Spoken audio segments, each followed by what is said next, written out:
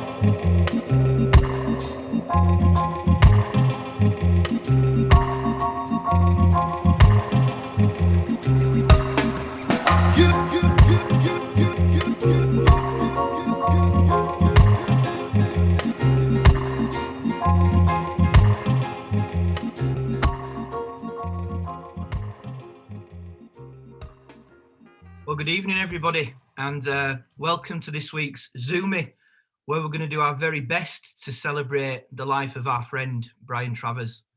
How is everybody? Bring yourselves in, guys. Yeah, been a weird week, isn't it? I think. To say the least, the least. And if the week couldn't get any worse, Lee Perry dies on us. I know, yeah, can you believe that? What a week. Yeah. Well, we've got plenty of music tonight, and the music that the band have chosen are, for the most part, Brian lyrics, where we can celebrate his unbelievably amazing lyrical style and content. And I think there's also a couple of tracks in there that we just, although they might not have been penned by Brian, the feel of the song has certainly been led by Brian. Food for Thought, for example. Was that one of yours, Jimmy? Yeah, you know, and that's one of my favourite stories, really, and just shows you how people pick up on things. And that's when the Blues, Birmingham City, scored a goal, they all break out into Food for Thoughts, but they don't sing Ivory Madonna. They sing the brass riff. Yeah. Everybody goes la la la la, and that's, you know, that's a sign of a kind of popularity and, you know, just being part of a culture that you can't buy. You know, you have to be chosen to become that important. An iconic sound of Birmingham, they decided. Absolutely, and you know, and I think that's as good testament as any. You know, and even happy about that, being a Villa fan. Of course, a Villa fan. And you know, funny thing is, Brian was a Villa fan as well. Yeah, I wonder if the Blue Noses really knew that. Well, I think they did. I think it's well known that he's one of the few Villa supporters amongst a load of Blue Noses. But you know, and I think he liked it. You know, I don't think he was, you know, wanted to. At the arse of the cow. And yeah, someone put a tribute up about that. You know, saying Brian was surrounded by a load of Blue Noses that he had to work with because he was a fan. Someone put it up on Facebook. Someone showed it me earlier. It was in the Aston Villa program yesterday. Yeah. That was it. He'd be chuffed for that. He'd be absolutely chuffed for that. And fair play to whoever put that in the program. I think it might have been Reza in South Africa that perhaps, well, he was mentioned in it as well. So I know they attended together. Yeah. And incidentally, the last time I went to a football match was with Brian at Birmingham City, and we snuck in. We couldn't have been more than like 13, 14. Like that. So there you go. That's the last time I've seen Blues play. It was never ever going to pay, was it? Nah, there was a Wayne at the back. Again, I can't remember now to do, but everybody used to know about it. Yeah. That's one of the things, Earl. That's one of the things Brian always used to say to me. He always used to say, have you got tickets, Paul, for the gig? And I did, and he'd say, well, I was thinking of leaving you a backstage pass. He said, but I know you love the thrill of sneaking in, so I'm not going to bother. There you go. Yeah, makes the experience better, innit, when you got to pay. Yeah, exactly. Yeah. So food for thought. Yeah, an absolutely iconic sax riff, I guess, that you guys have played. I mean, it's pretty much been on every tour with you, hasn't it? As that song, it's one of those that you struggle to leave off, I guess, on the set list. We did drop it for a few years, but we missed it. Yeah. So Good did odd the number. fans. So did the fans. It's as much an iconic melody for the band fans as it is for the blues fans. The second that riff starts, the crowd just cheer. The second that da-na-na-na happens, everyone starts singing it, don't they? And of course, that was in the days when he was on his own. He didn't have a brass section then. It's just saxophone, so it's just him.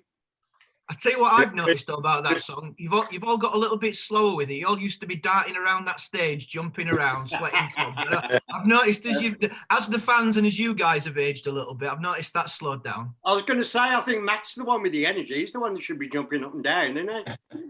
Yeah, we jump up and down like Maasai warriors, and now we jump up and down like not hardly at all. Well, we don't jump up and down.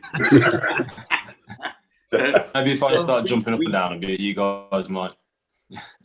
Oh, we're thinking that that's Not up and down. Nah. You've got the energy. Well, listen, guys, we'll get into it and we'll sit back and play that song. But just for everybody who's watching, we're going to try and leave this running open on all formats tonight because some people have had a bit of technical difficulty with the app, and we want everybody to be here to go through this with us tonight. So we're going to leave it open if we can. Sometimes Facebook will close it down after a certain amount of time, hence the reason why UB40 have the app anyway, because they can keep in full control of it. So do us a favor and go and download the app anyway. But let's get into it. Evening, Tony, Norm, Martin, James up there. You all right, guys? What, Tom? Right. All right. Let's get on with it. We've got a lot of music tonight, and I'm sure a hell of a lot of good stories and all the rest of it. So let's do it. Food for thought. Here we go.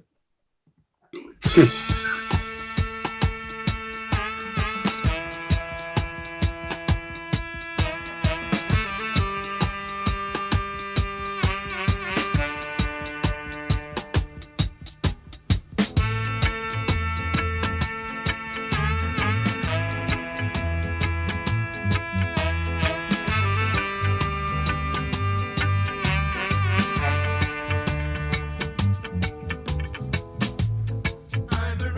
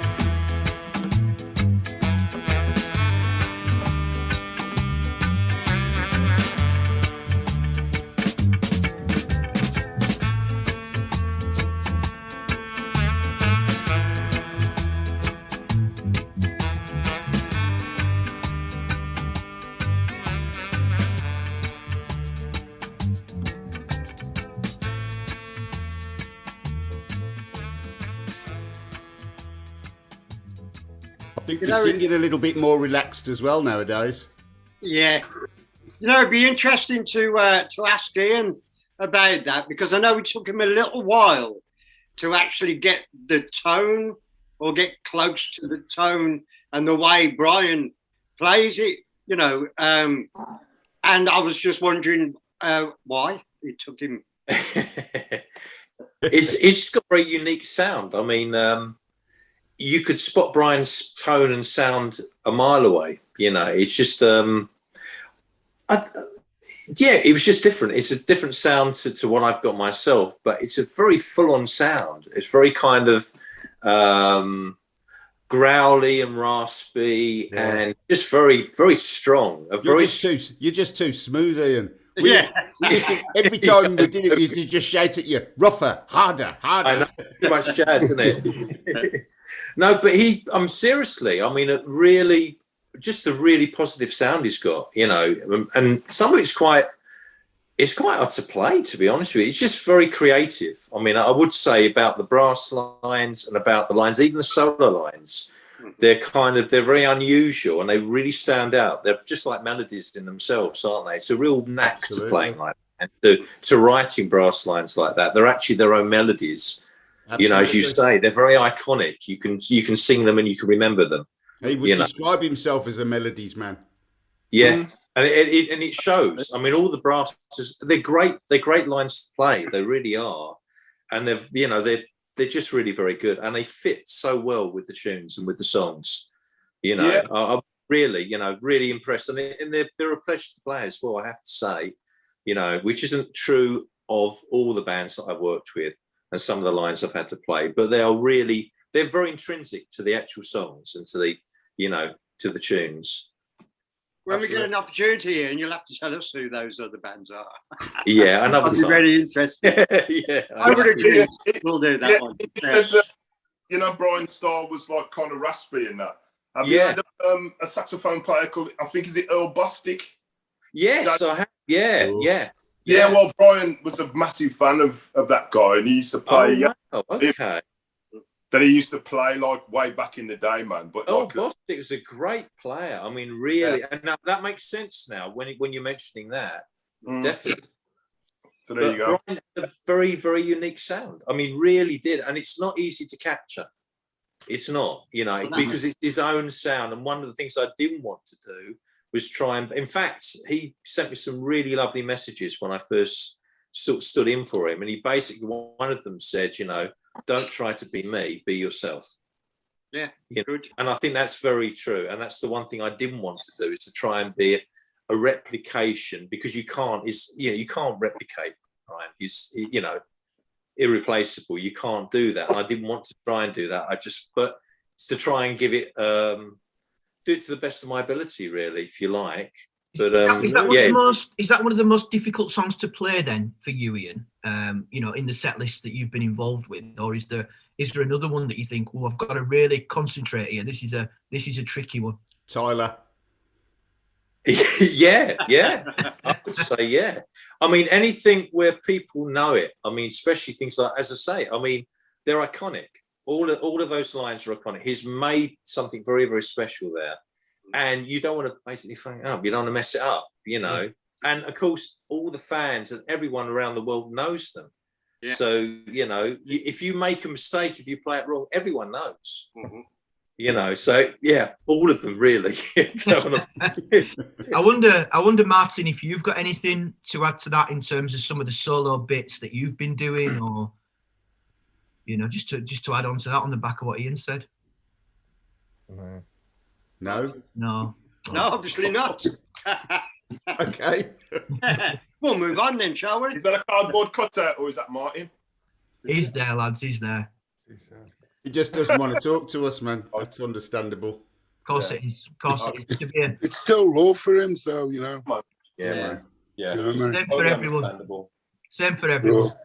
But you know, in the end, it's a celebration. In the end, you know, I mean, I think that's exactly what he would have wanted. You know, he wasn't a maudlin type.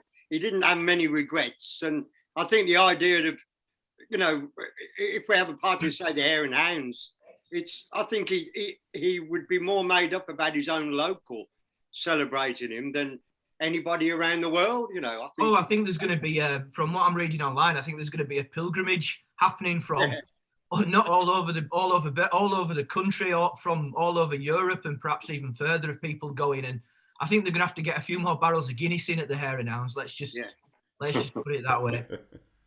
Listen, guys, we're gonna move on to the next song. Earl, it's Adella. Oh wow! Yeah. Mm-hmm. Yeah, well, obviously it's off the first LP and that, and just remember playing it. I think we done like an impromptu video with a guy that Brian used to work for, Dave Cox, the butcher, who had a shop on the high street, and we done a video at the back of the shop, live of Adella dub, and it's just stuck with me all these years, like, you know. But it was a lovely tune, and obviously it celebrated my daughter's birth. You know, she was like one of the first kids that was born into the band, and we all had kids at the same age at different intervals in between the tours, etc. But yeah, and it's just a really sweet melody, and obviously, it's lovely.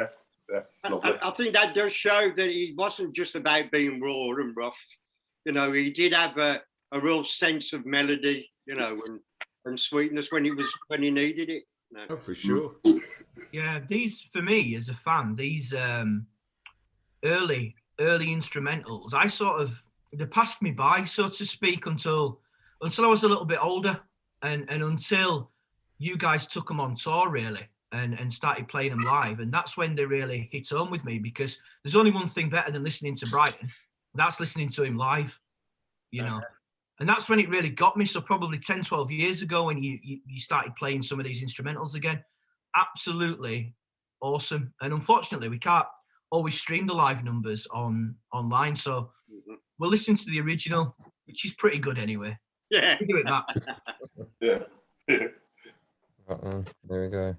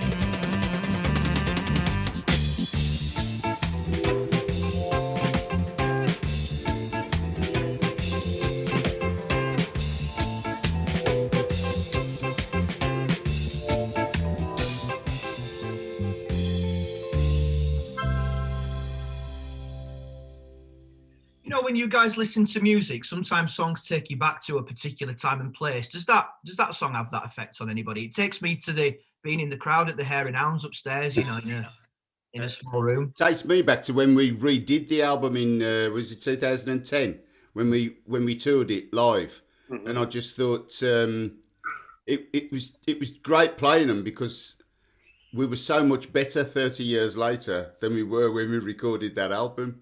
And I loved playing the album, you know. I loved, I think, you know, Brian was a vastly better player than he was in 1980, you know, and just really enjoyed doing that tour, you know, because it just showed everybody how much we'd come on, you know, and we could still do it and actually do it better. Yeah, and it was funny, wasn't it? Because you did that tour in two halves, essentially. You sort of had almost like a costume change in the middle. Yeah. Except we didn't have a costume change. Well, I think Brian changed his Fred Perry t-shirt, but yeah. That led to that classic story where one of the Looney fans was telling me that we did signing up, we did the whole album, and then we took a little break, 15-minute break, and then we come back and did a load of hits, you know, Red Wine, etc. And in the break, one of the Loonies went to the toilet and and she overheard somebody say, "They've been on for over an hour and I don't recognise a single tune that they've played." And that just shows that there was a separation in the audience at that time of people who really loved signing off and people who got into the band from Red Wine onwards. You know, it was for, when we did sign up, it was for the original fans, you know, and they loved it. You could see people with their eyes closed having like a wonderful experience just listening to songs they obviously loved, but live, you know. And being taken back, you know, 30 years to when they were kids and when they first got into us. It was a great experience doing that. I even liked doing it in Germany, which wasn't quite as good, but still pretty good. Yeah. Right, next one up, because we have got a lot to get through, is Present Arms. So another golden oldie and the most amazing heavy brass section, right from the word go, really. Give or take a shouting introduction and a drum beat. Well, that was the, I think Norman could tell us, but I'm pretty sure that was where, you know, the horn section started. Yeah, it was. Yeah, it was, yeah.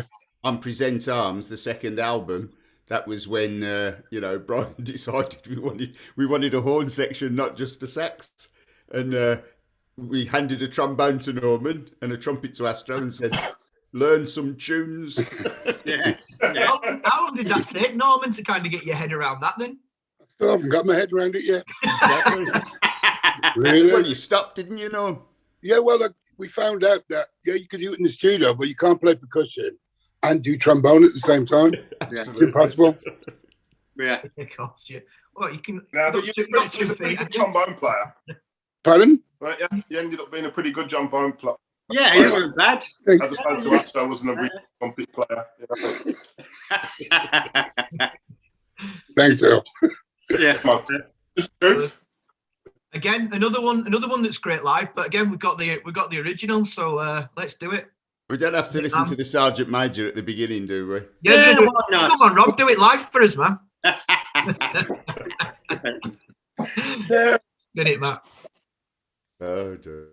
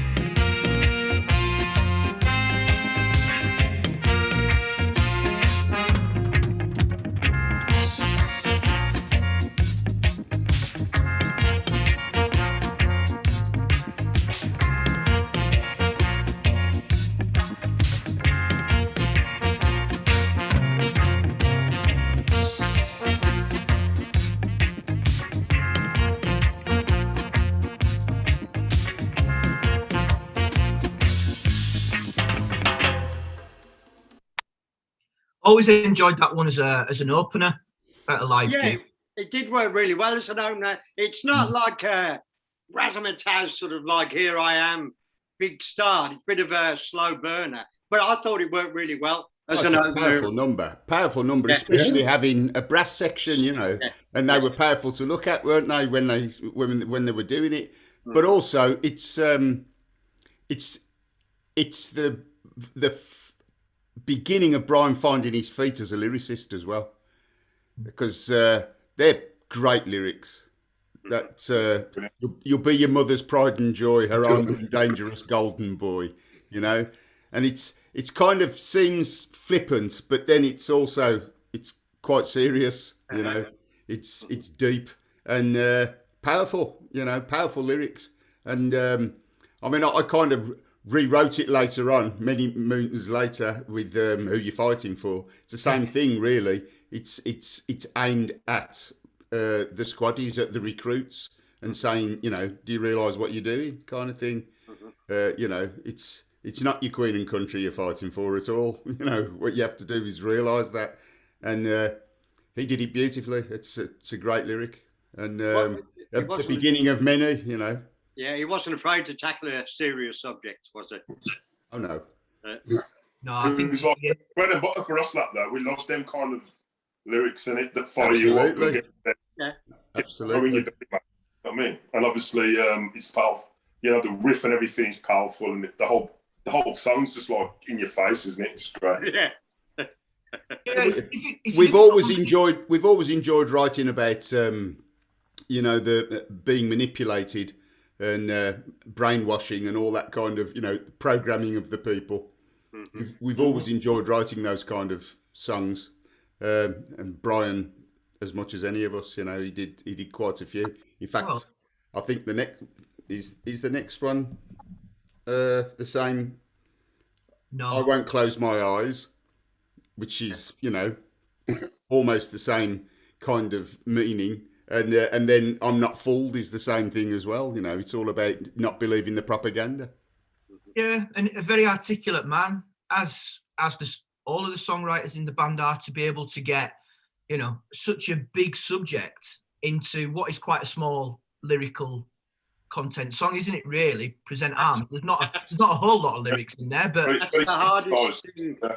The hardest thing about writing songs is distilling the subject Absolutely, down to yeah. the simplest ingredients. Absolutely, you have to boil it down. You know, you only want 2 or 3 verses and a killer chorus. You know, you don't want several choruses, and you don't want 8 verses. Yeah. You know, it's the nature of pop music. You know, it's got to be instant and it's got to be memorable. You know. Oh, and he had that in abundance, didn't he? Not just with his lyrics, but you remember the story he shared about Macca, you know, Paul McCartney when Brian met him for the first time, and Paul said, you know, don't write anything down, because if you play it and you can't remember it, nobody else is gonna. It's not worth it. Yeah. Words to that effect, you know. That's always stuck with me. As yeah, I don't know whether I agree with that, because I've forgotten some great tunes. Yeah. That's like the one that got away, isn't it? Yeah. It was this big. Yeah. All right, guys. The next song is quite a different subject, but then again, just shows how in touch Brian was with the local community. And it shows, yeah, absolutely. It shows what a big heart he had, because that's what it's all about, you know. Well, you see It's that a conscience lyric, isn't it? You know. Well, I mean, obviously with the outpour that we've seen on Facebook this week, and the stories, and you know, I mean, it's unbelievable how in touch he was, Brian, with the local community. Do you know what I mean? Still living right in the middle of town, and you know, so many friends, and I can't believe how many stories have come out this week. You know? Yeah, well, that was Brian. He always had time for people. He could remember people's names that he met 25 years ago. Absolutely. Not only could you remember their name, but their wives and children. You know, yeah. Unreal.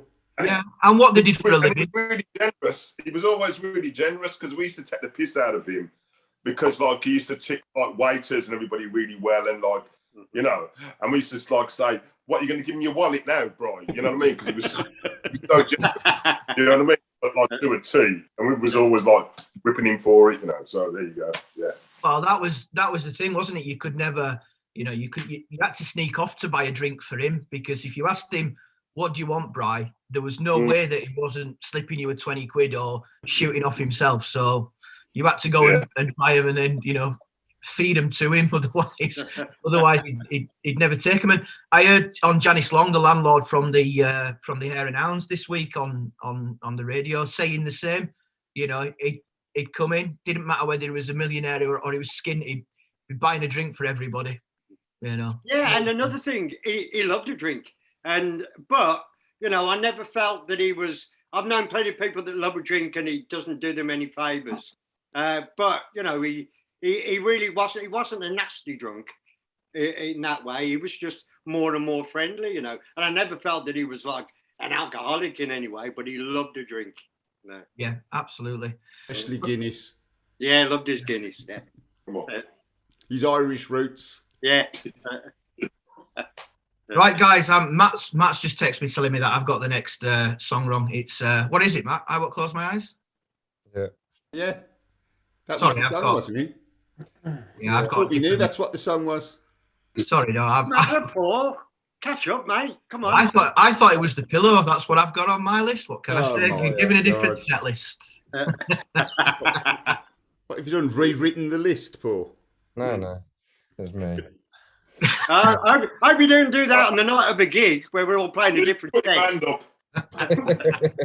Play the tune. So which one is it then? What we spinning? I won't close my eyes.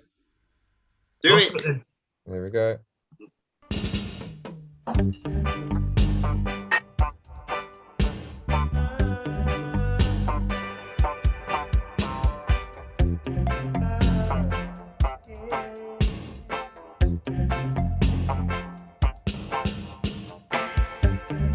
I won't close my eyes to the sufferer's plight. In a world full of darkness, I won't turn off my light.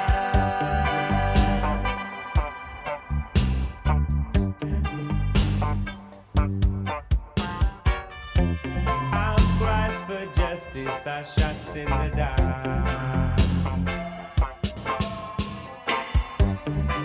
But I stress in our bar and not in our bar. It's time to stand and shout it out loud. And the louder we scream, the sweeter the sound. Babe, I won't close my eyes when I know that I'm right. When I'm drowning in tears, I won't turn off my light.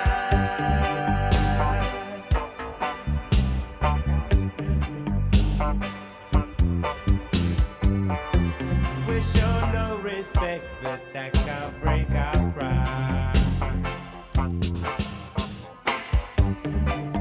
When our backs to the wall, we won't run and we won't hide. It's time to stand, face the oncoming cry. Because the louder we scream, the sweeter the sound.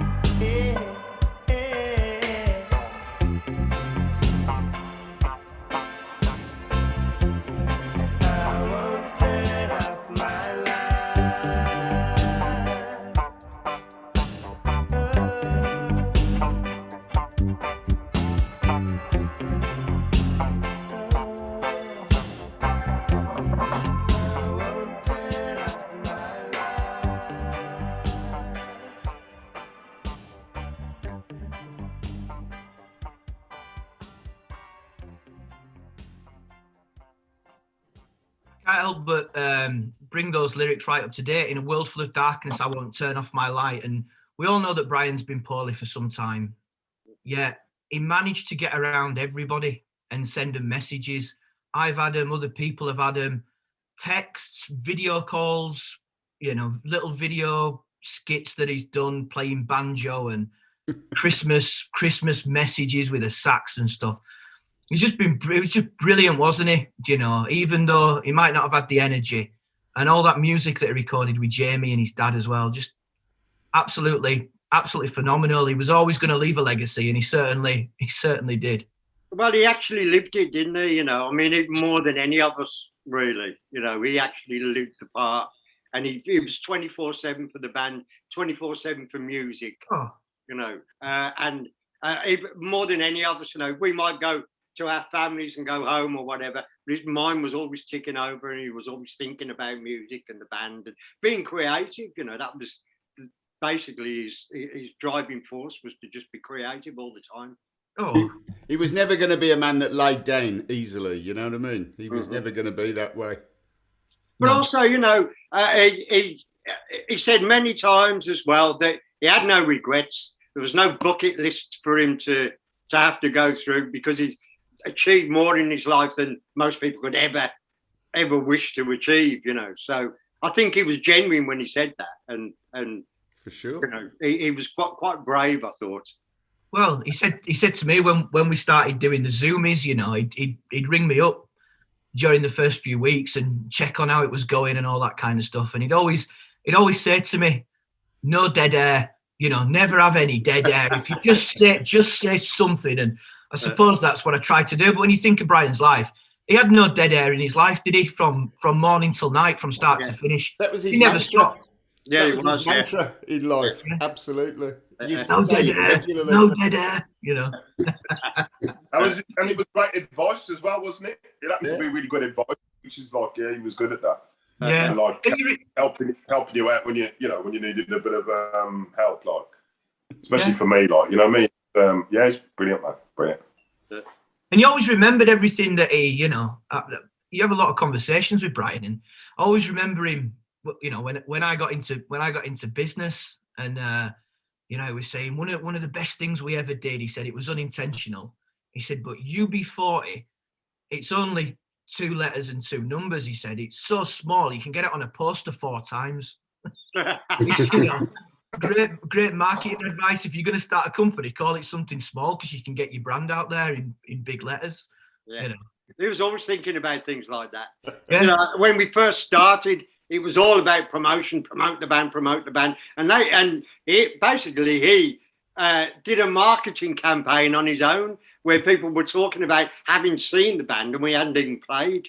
You know, so it was creating a buzz already. Absolutely. At a local level, all of us heard conversations in pub toilets and, you know, standing at bars, people talking about the band and how good we were, and they had never seen us. Yeah.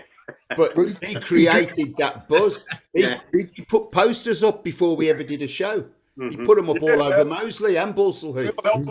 Man, yeah, the green posters with the Frankenstein. The Frankenstein ones, yeah, absolutely. Yeah. If I remember rightly, he was such a marketer. Yeah, if I remember rightly, when wasn't it you, Earl, and him and Brian going out with paste and trying not to get caught? You know, I mean, that was Brian all day long, and he was kind of more experiencing, like, because obviously the punk thing, because like when we kind of re-met up, me and Brian, he was a punk. So like the first time he came to Moseley for us to go out again after leaving school and everything, having jobs, etc. He was like a punk, full punk, with all like, you know, like the braces going from one leg to the other and all that, and like just looked wicked, you know what I mean, like. And like he was also like a roadie for the Suburban Studs, which is like a Birmingham punk. And so he was a bit more savvy than all of us, the rest of us. Well, me, I didn't know anything about like music business at all, like.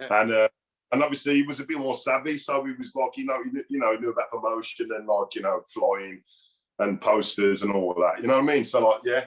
Well, he wrote that logo, didn't he? He wrote the UB40 logo with the 2 lines on the end of each one, like the wings. He wrote that everywhere he went, just like he's done with his roundels, Everywhere you go in Birmingham, you spot a Brian roundel, and it's the same. It was exactly the same with the band.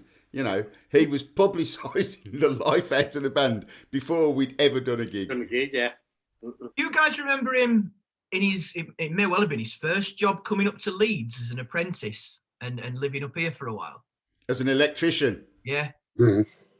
Yeah, he always used to tell me that story. He lived in a bed sit in Armley, and he used to go boozing in Studentville, in Headingley, and he was on the fiddle, taking money out the meters and that. He learned how to do that, and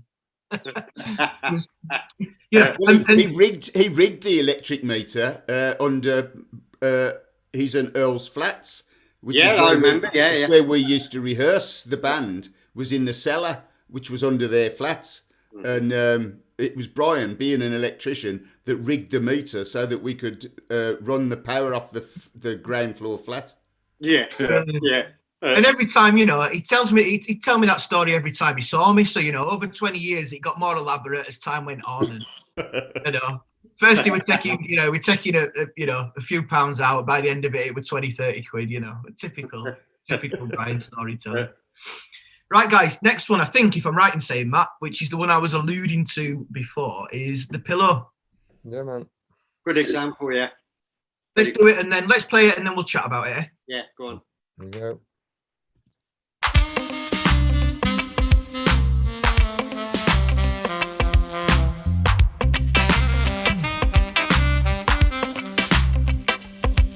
It's my food, every passing car. And when they stop with the jam, she shrugs and whispers, que sera, and turns it through to the beat. Her face is rich with memories. She finds no joy amid the sleep. It's hard when you've been paid to pay, so she turns her key to the beat. Daylight comes, she rests her head. The beauty of an empty bed. She dreams of happy days instead of brooding. And tomorrow she swapped the dreams of shining lights for bushes, fires, and money fights, for nameless faces in red light. And she turns her head to the beat.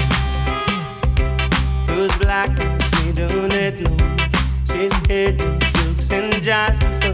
She's held the long arm of love. Who she turns the key to the beat.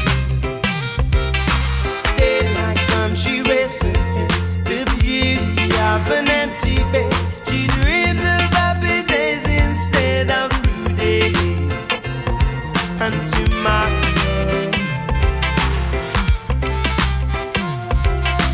taking drugs was not for fun. It made her feel like going on. And now she says when it's all done, and she turns her face to the beat.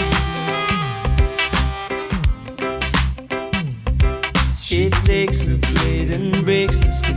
Sweet life so flows from within. The white clouds in her hair go dim, and she turns her face to the beat. Sunlight creeps across her head. Pale beauty in a crimson bed. No dreams of happy days ahead. She loved no more. Tomorrow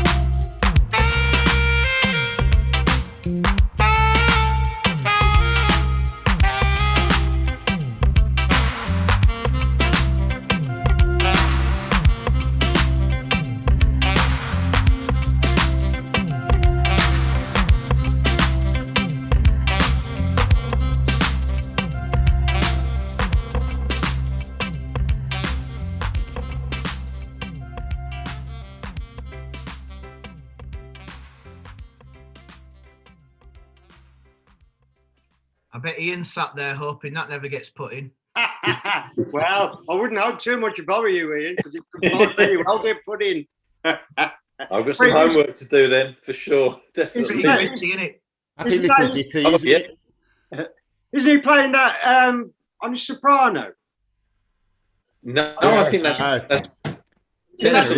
Is that Yeah. yeah? Because he used to play. I used to love it when he used to play soprano. I'm sure he played the soprano on "Please Don't Make Me Cry." I think it is.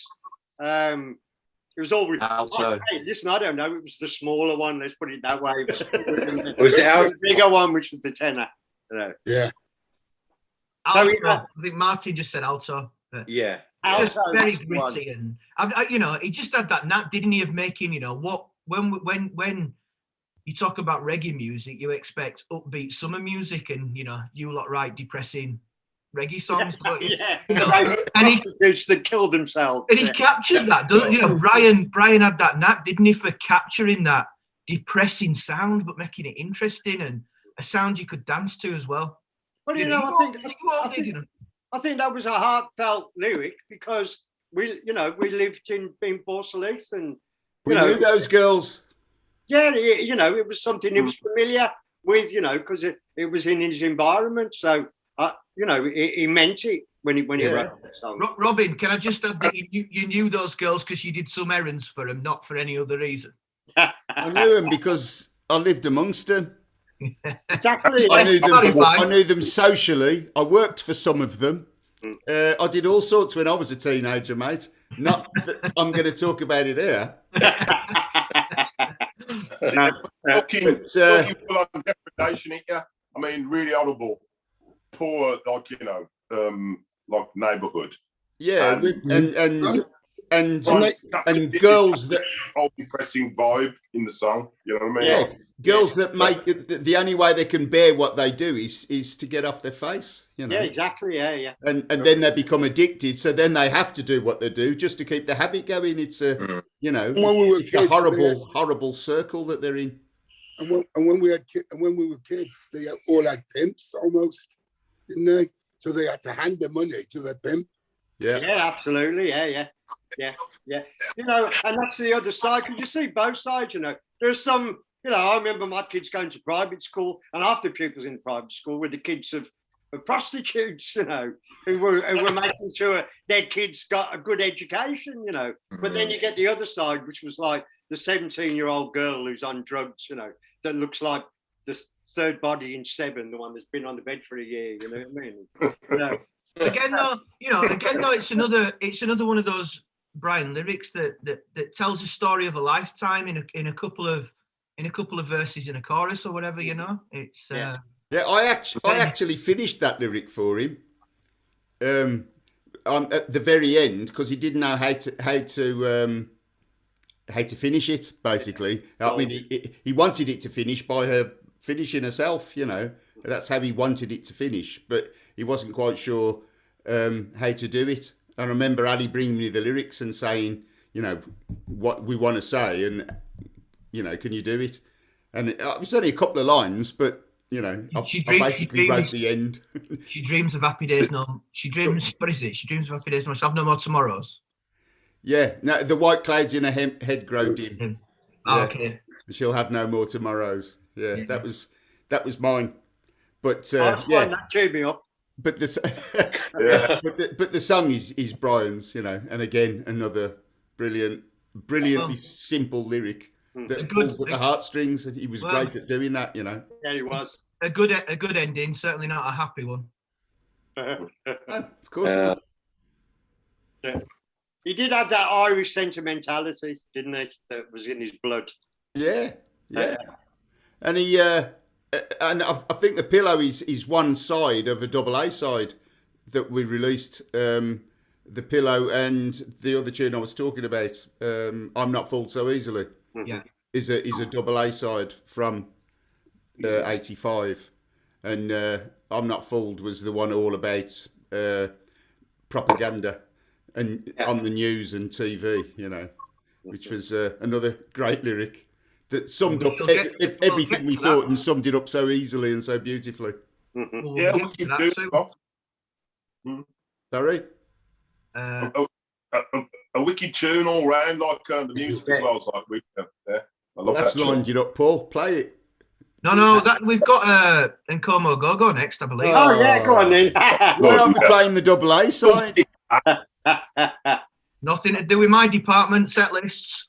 Campbell But you know, department. Nkomo Go is a very funny one because that's when he's showing up. Absolutely. This was the Two Saxes tune. Yeah.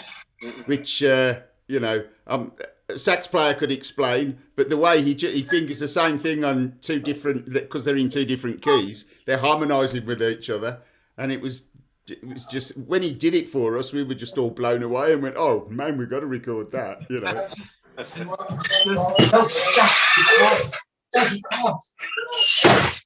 Pardon?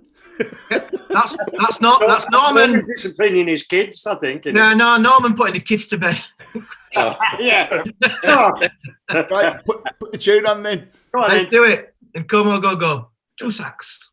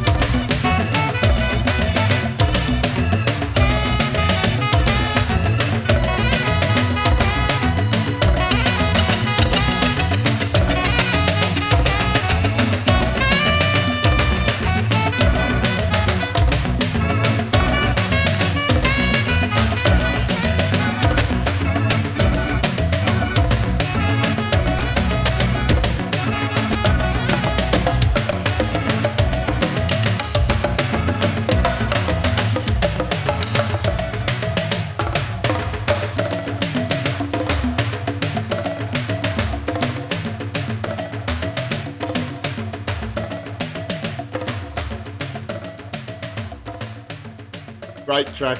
Brilliant, sounded brilliant. That did. Oh, that was the real one. That's the one that Ian doesn't want us to bring back. Yeah, I'll bet. Yeah, That's a really good track. I love. I've not heard that. It's great. Have you not? Really, Did you see the picture that Paul was holding up of him playing both saxes at the same time? Wow. He used to wear them both round his neck and we'd play it live, and then he'd drop the one and just play the lead on the high sax, and then pick them both up again and play the. Oh, that's impressive. No, I can't do that. No, I'd need to do that with Martin. Yeah, you better bloody learn, mate. Yeah. I know. Well, I guess that just goes to prove his creativity, you know. And it sounds great. It's so well played, and it's a great tune, and it's a brilliant track. I love it, really do. Yeah. I'd love to play it. only better than I remember it, that did. I'm in the middle, innit? You know what I mean? Like, it's proper like, yeah, down there, boy, in the jungle, for real. Yeah, absolutely. Yeah. It'd be nice to hear that again in December, Ian. Thanks. Martin, help me out, mate. Yeah, please. Keep giving us a 2-part, guys. We'd have to be, definitely. Good. Right. We're going to have to get a shifty on because we've got lots of... Stop talking then. Yeah, come on then. You do. Shut your pie hole. I'm not fooled. The other side of the pillow. Yeah. The other side. The one we've already discussed. All about propaganda. Do it. Let's play it then.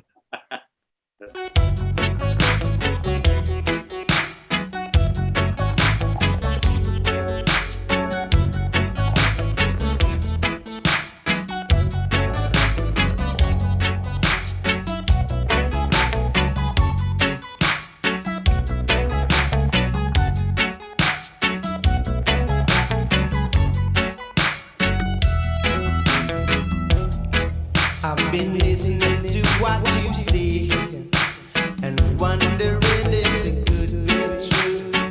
If it's as bad as you say out there, I'll leave you going out to you. I'm not believing all I see. Fabrications on TV, distort the news feed us your views.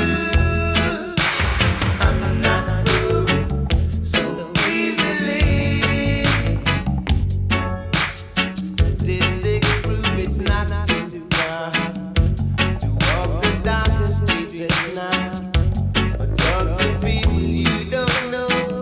My world become a horror show. I'm not believing all I see.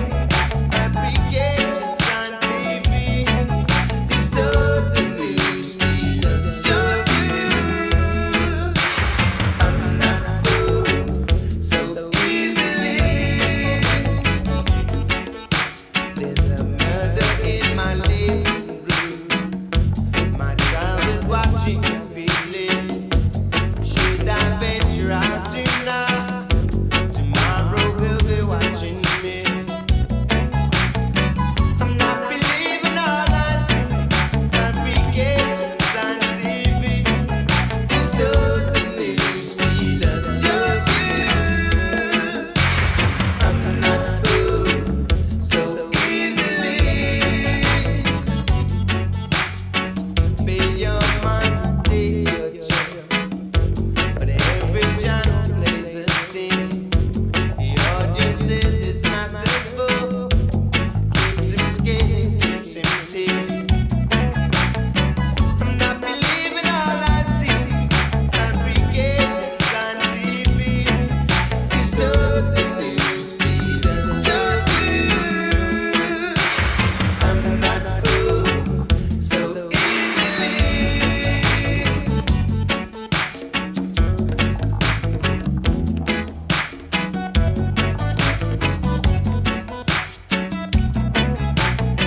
I'm not believing all I see. Fabrications on TV, distort the news feed us your views. I'm not fooled so easily. I'm not fooled so easily. I'm not fooled so easily.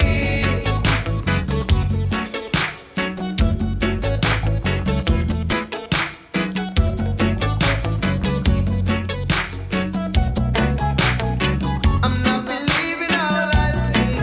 Fabrications on TV, distort the news feed us your views. I'm not fooled so easily. I'm not fooled so easily. I'm not fooled so easily.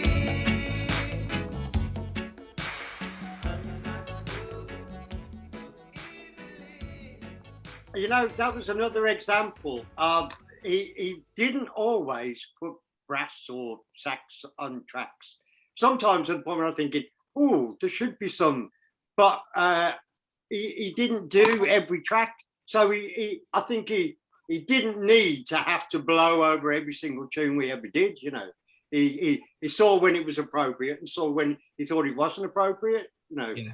I was gonna ask about that, Jimmy, and how did Brian come with sax riffs to the table with his own songs? Did he come with sax riffs anyway that he wanted to incorporate, or was it always a case of? No, generally the sax riffs were the last things to go on. Yeah. Most of the time, the sax or brass riffs were the last thing to go on. Once the backing had been worked out. I mean, sometimes, you know, the sax would be earlier than the song, but generally the backing track would then have a song put on it, and then Brian would put the horns on it afterwards. He might have an idea before the song even goes on, but he didn't usually record it until the song was down. Whether it was a solo instrument or a horn section. Yeah, and obviously he played Lyrical and Melodica. I was going to say, I think he's actually playing on that tune anyway. I think that thing that sounds like a keyboard riff is him playing on a WX Lyrical. I think. Yeah. With a repeat put on it, you know.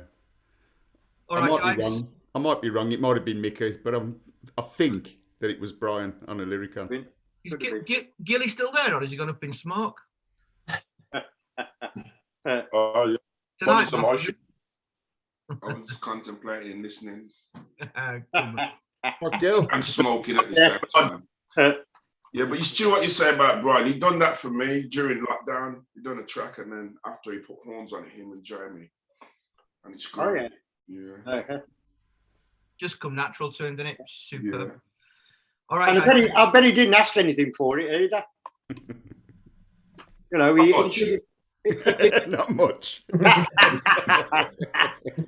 Well, you know, he loved music and would do it for the pleasure of it. You know, he'd turn up and play with a tribute band or whatever, and you know. If you were broke, he'd play for nothing. But if he thought you had money, he'd charge you. He'd say, "Come on, then." Yeah. He wasn't stupid. Yeah. I think I have a charity.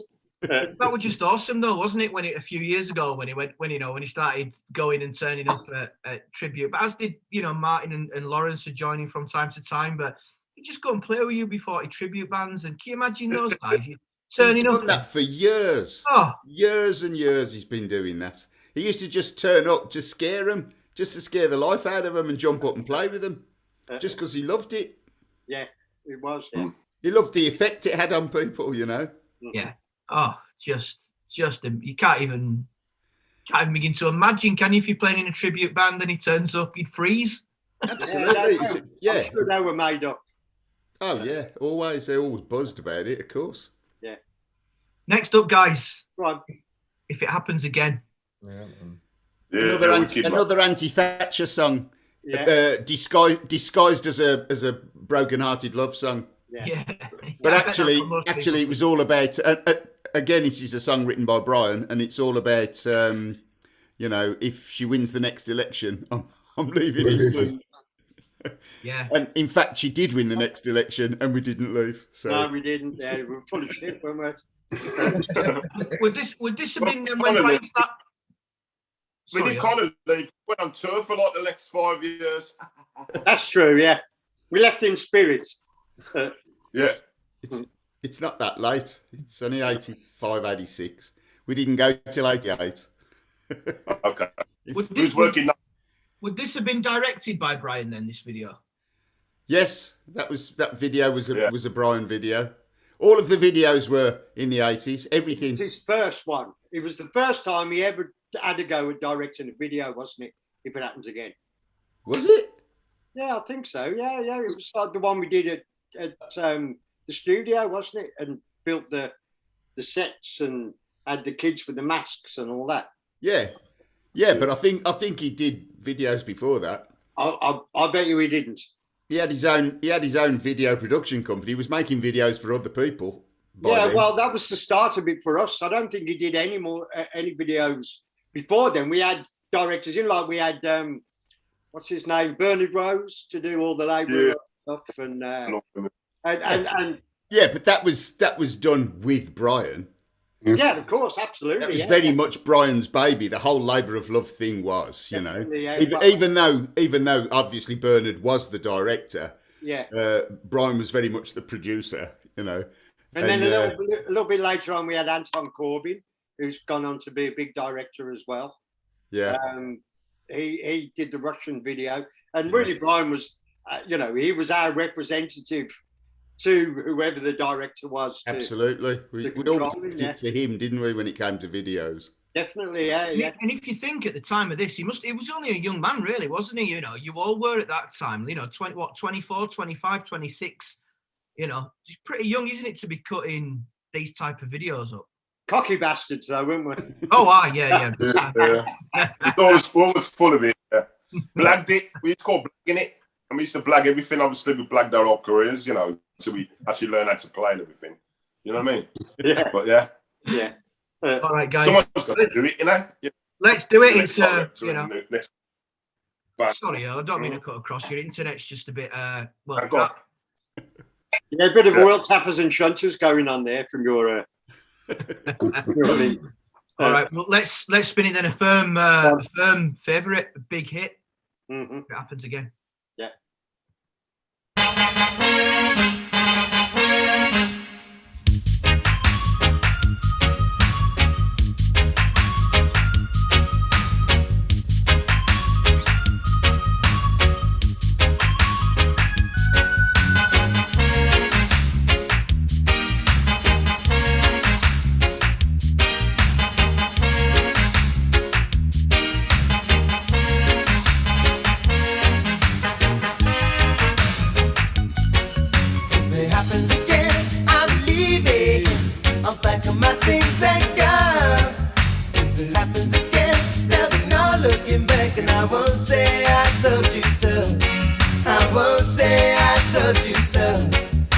You did what you were told and you took the string.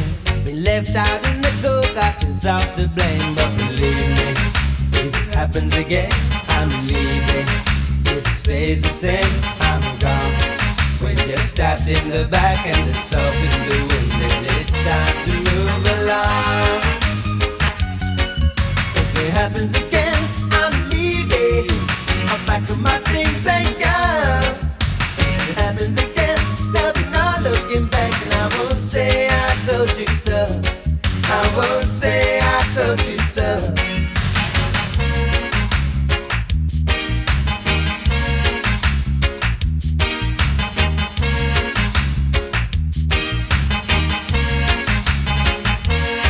No more Spanish in the works, all the work's been done.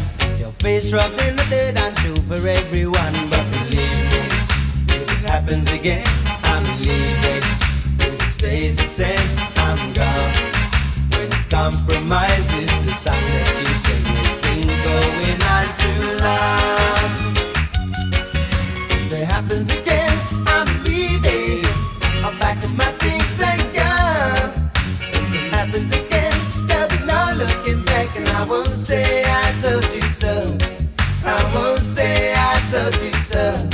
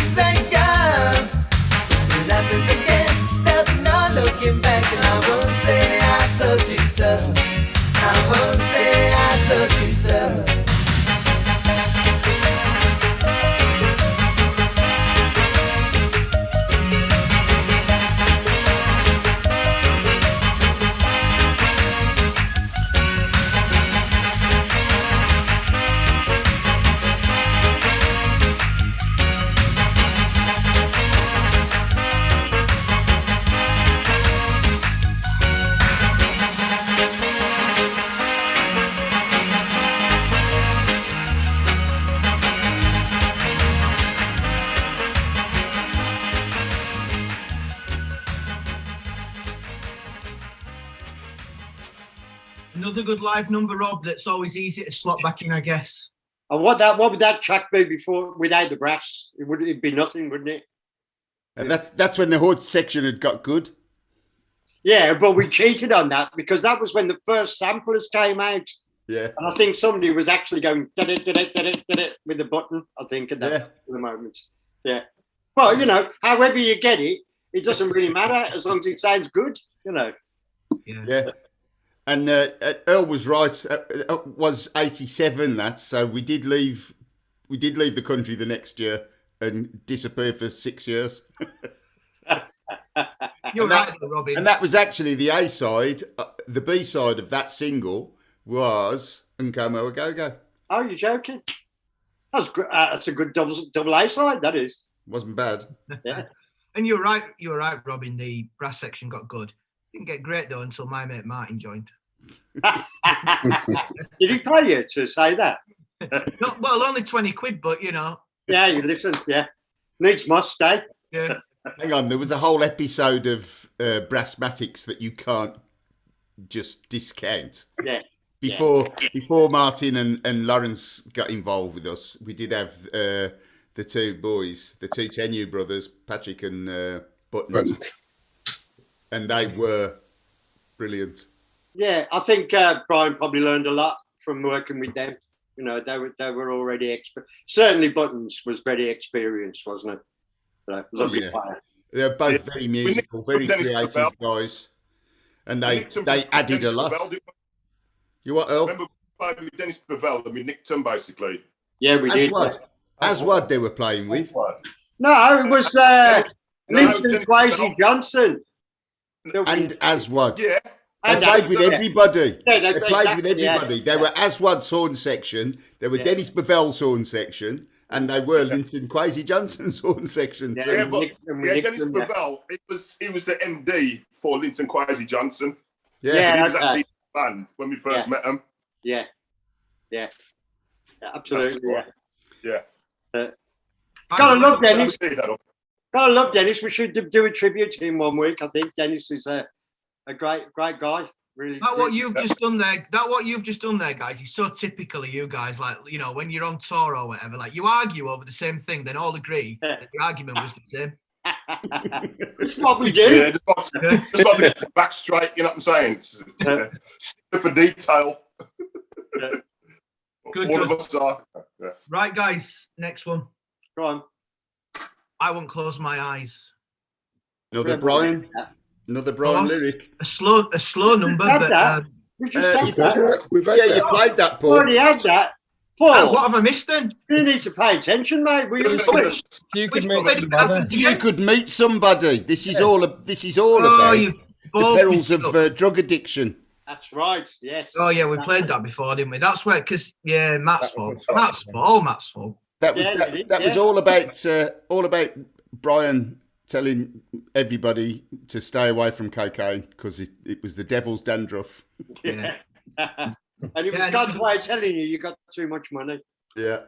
Should we do it? Do it. You never know.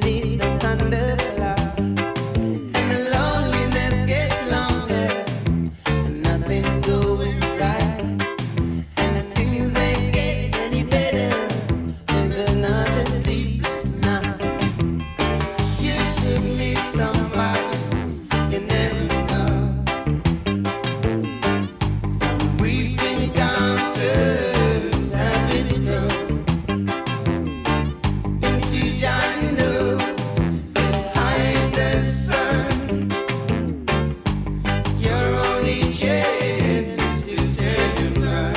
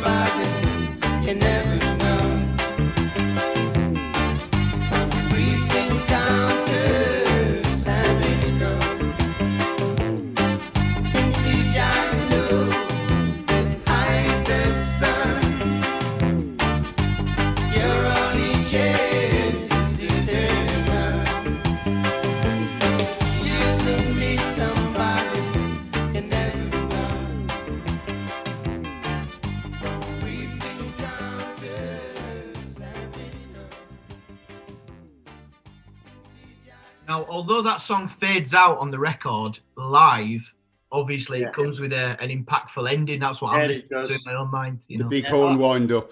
I really enjoyed playing that when we brought it back. It was a lot of fun and went down really well.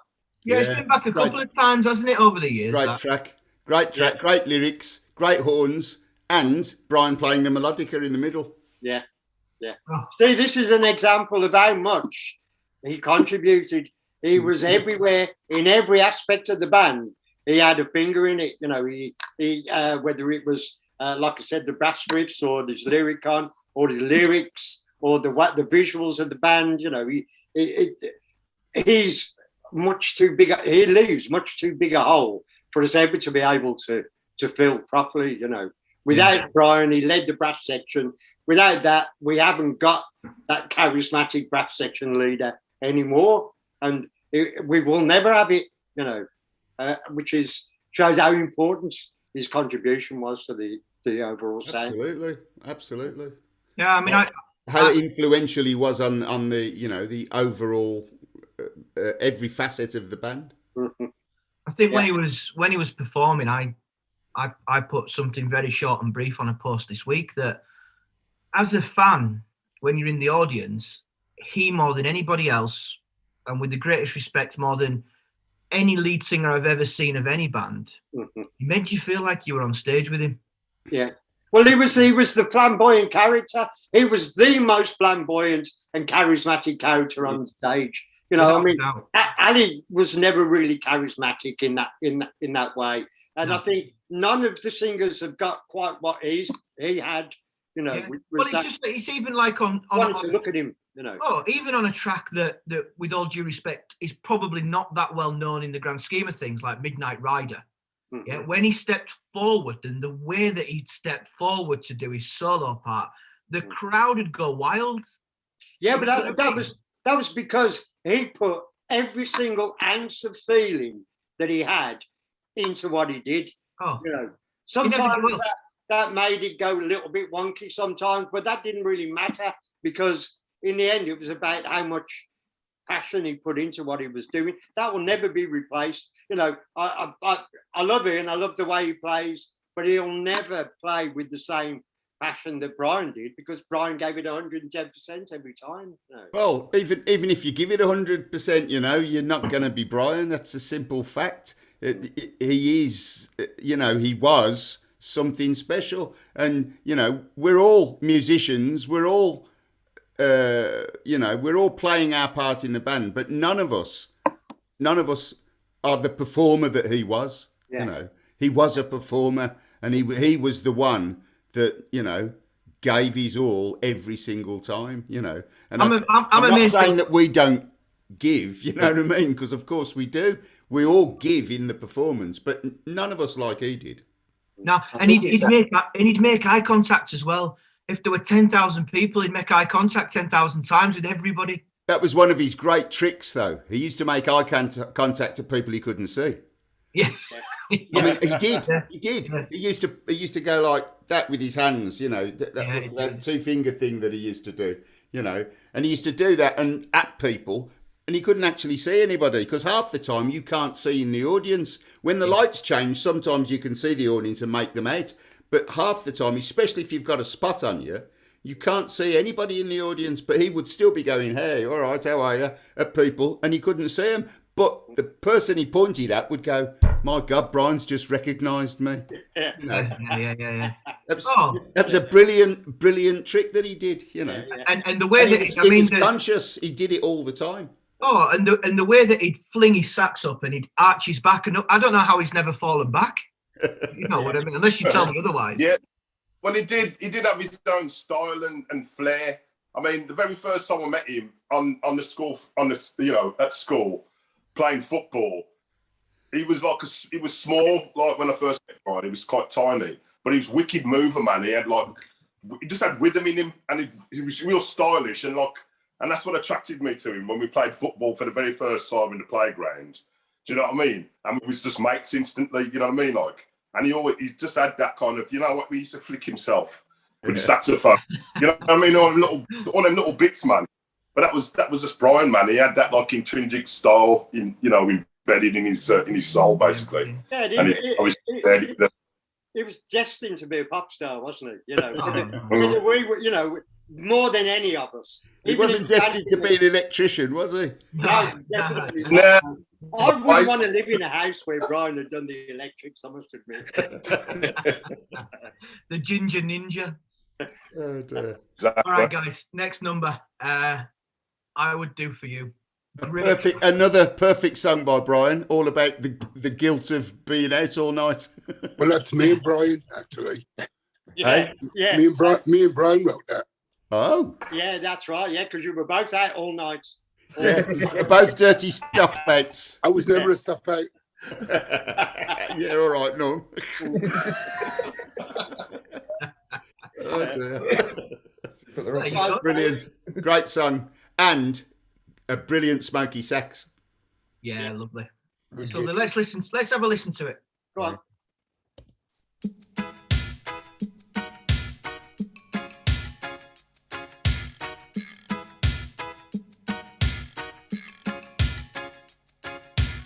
I didn't mean to be so late. It's just that I got talking. I had a drink with a couple of mates, missed my bus and wound up walking. I tried to call and let you know it's busy and I couldn't get through.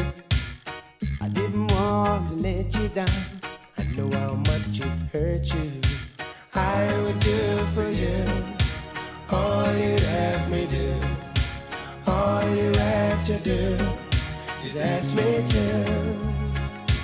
All you have to do is tell me when, and I'll come running back again.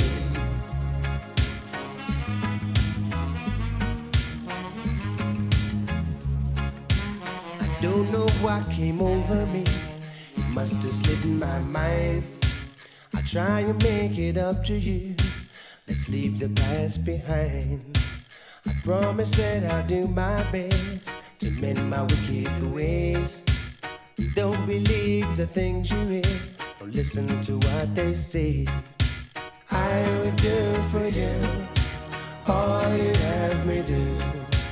All you have to do is ask me to. All you have to do is tell me when, and I'll come running back again.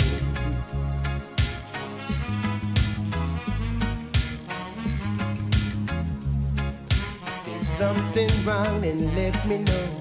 Don't bother things inside. Your pretty eyes can melt my heart. This sadness it can't hide. Just try and give me one more chance. Set the record straight. Meet me here tomorrow night. I promise I won't be late. I would do for you all you have me do. All you have to do is ask me to. All you have to do is tell me when, come running back again. I would do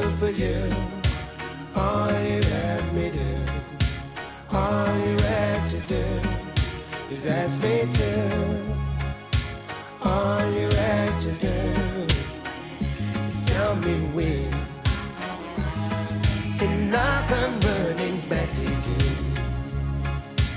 I would do for you all you'd ever do. All you have to do is ask me to. All you have to do is tell me when, and I come running back again. Because I would do for you all you have me do. All you have to do is ask me to. All you have to do is tell me when, and I come running back again. I would do for you all you never do. All you have to do is ask me to. All you have to do is tell me when, and I come running back again. And I come running back again. Yeah, I come running back again. Yeah, I come running back again. And I come running back again.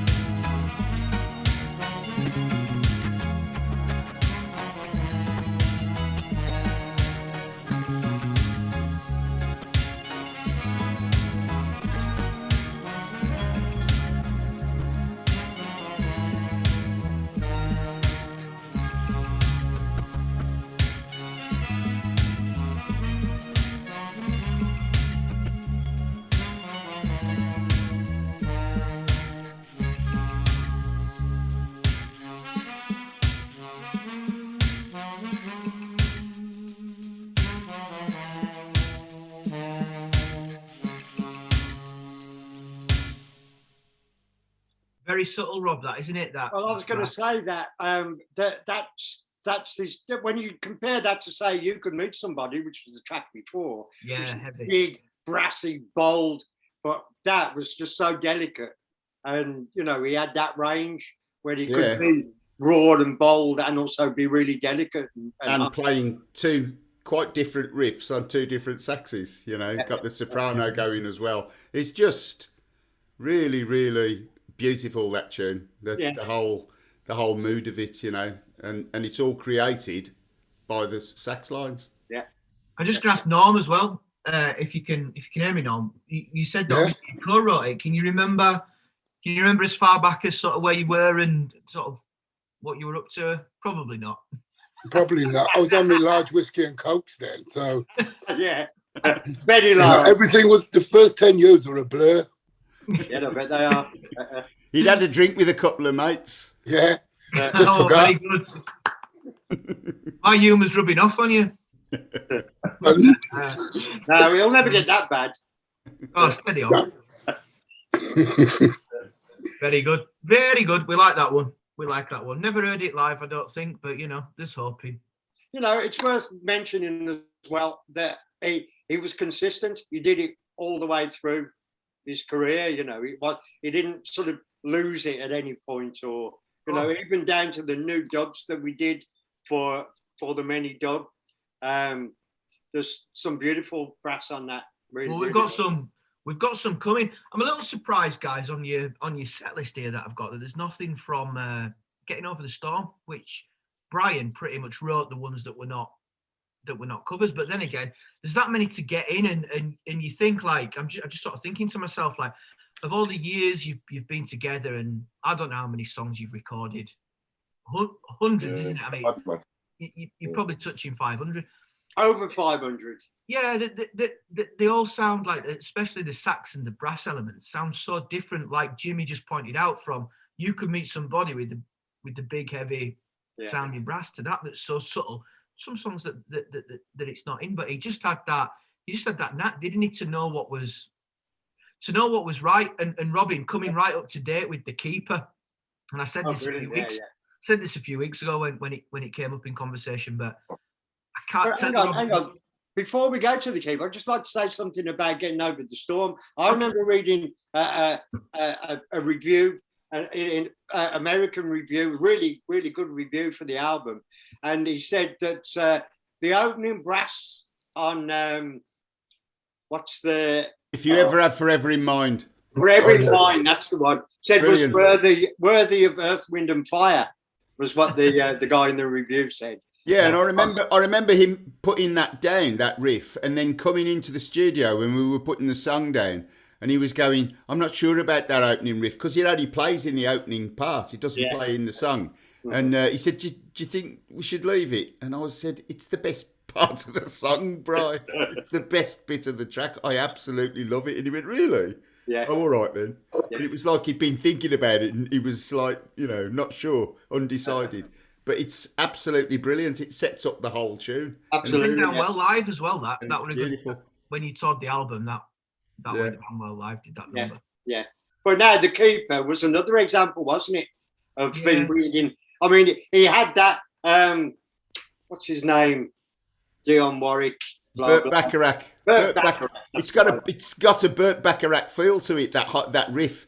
It just immediately fits the tune. I remember when he put it down onto the song that I demoed, and he put it down, and I was kind of, the first time I heard it, I just went, it's a bit odd. It's just because that wasn't like the riff that I was listening in my head, But after a couple of listens, it just became, irreplaceable. It just became essential.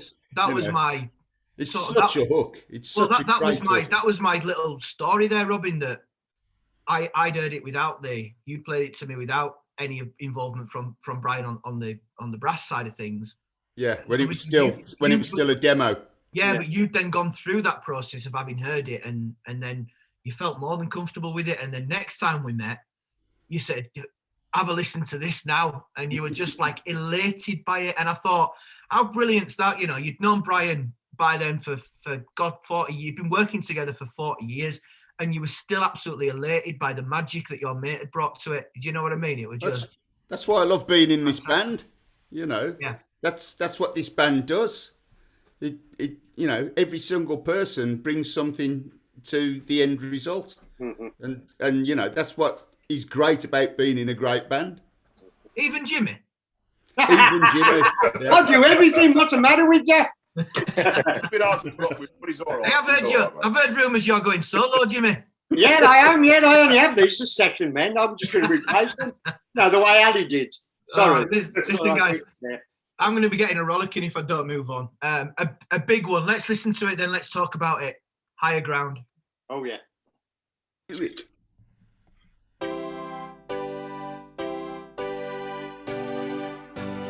Every hour, every day I'm learning more. The more I learn, the less I know about before. The less I know, the more I want to look around. Digging deep for clues on higher ground. The moon and stars sit way up high. Earth and trees beneath the light. The wind blows fragrant lullaby. The cooler night for you. On the wing, the birds fly free. The Leviathan tames and the sea. The flower waits for honeybee. The sunrise waits for life in me. Every hour, every day, I'm learning more. The more I learn, the less I know about before. The less I know, the more I want to look around. Digging deep for clues on higher ground. Fishes swim while rivers run. New fields to feast my eyes in fun. Intoxicated drinking from the loving cup of burning sun. In dreams I'll crave for baby taste. Whispered rain on weary face. Kisses sweet and warm embrace. Another time Every hour, every day, I'm learning more. The more I learn, the less I know about people. The less I know, the more I wanna look around, digging deep for clues on hiding ground.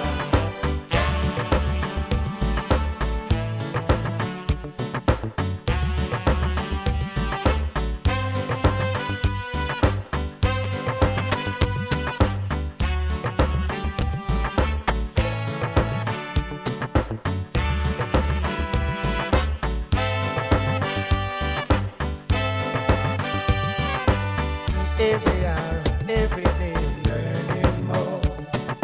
The more I learn, the less I know about people. The less I know, the more I wanna look around, digging deep for clues on hiding ground. The moon and stars sit way up high, earth and trees beneath in light. The wind blows fragrant lullaby, cold night for you and I.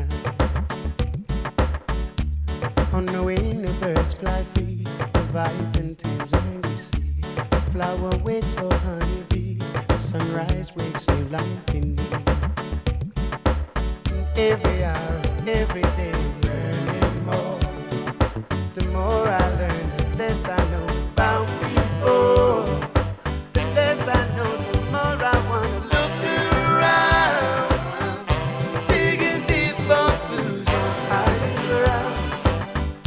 Fishes swim while rivers run, he fails to feast my eyes in fun, intoxicated drinking from a loving cup of burning sun. In dreams I play familiar taste, a whispered rain, I'm weary face, a kiss is sweet and warm embrace, another time, another place. Every hour, every day, I'm learning more. The more I learn, the less I know about people. The less I know, the more I wanna look around, digging deep for clues on hiding ground.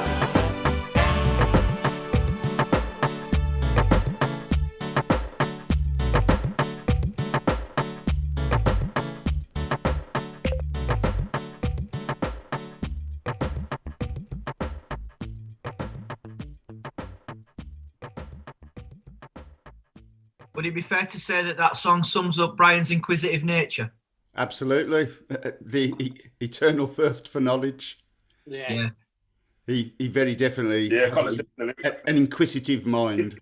Uh-huh. Yeah. He was Hated really quite school. well read as well. Yeah, he hated You know what I mean? school. And once he was an adult, all he wanted to do was learn. Yeah. Did Brian write Instant Radical Change of Perception? Yeah. There you go then. Well, there you go. You know. I think you'll find that Brian wrote most of the songs over the years. You know, by a long shot, I think. Yeah, he was our most prolific lyricist, without a doubt. Mm-hmm. Was that perhaps one of the biggest in terms of being a hit and being a hit, being a live number that you've had in for years, and just being a fan favourite? Would you say Very popular, Higher Ground is possibly the top one as such? It was top 20. It's certainly just in terms of our own minds, like as fans, as a band, like, you know, it's right up there, that one, isn't it? Yeah, well, I think live as well, we actually do it better than the record, because the record sounds a little bit rushed and strange to me. Yeah, it does. But live, it kind of, because we played it so much, you know, it found its own identity, you know, and its own groove. And generally, I think it's one of those that works better live than it did on record. But lyrically, it's a song that people always quote as being, you know, a life lesson and one that's always meant something to them, you know. Get learning, Matt Doyle. I think it's certainly a big fan favourite lyrically. I was thinking that, you know, I was thinking, oh, Matt might have to sing this at some point. Yeah. I'm sure he keeps taking notes as we're talking. He knows it. He knows. I know that one. Don't you I've been learning that one. Oh, you had to go already, have you? We've worked on that one, mate. Maybe we should bring it in for the next gig. I wouldn't go that far. Oh, I bet. Yeah. Jimmy's like a saboteur, isn't he? Yeah. And I am the sadist. Is what I am. We better move on. Better that. Well, Yeah. we're listening to this. We're listening to this next one on the last session, I believe, and some mixed opinions, but I think it's a very poignant song. Guns in the Ghetto. Yeah, and another massive fan's favourite. Oh, big time, man. We've never Because of the emotion of it, you know. It's very simply written, you know, a little bit maudlin, but it's absolutely heartfelt from Brian. Well, I think like I said before, when Brian made you feel like you were at a gig, excuse me, at a gig, Brian made you feel like you were in Jamaica with this song. You know, you felt like you were on the streets of Kingston. You felt like you were there, and it's just a brilliant lyric. Let's do it, Matt. Do it.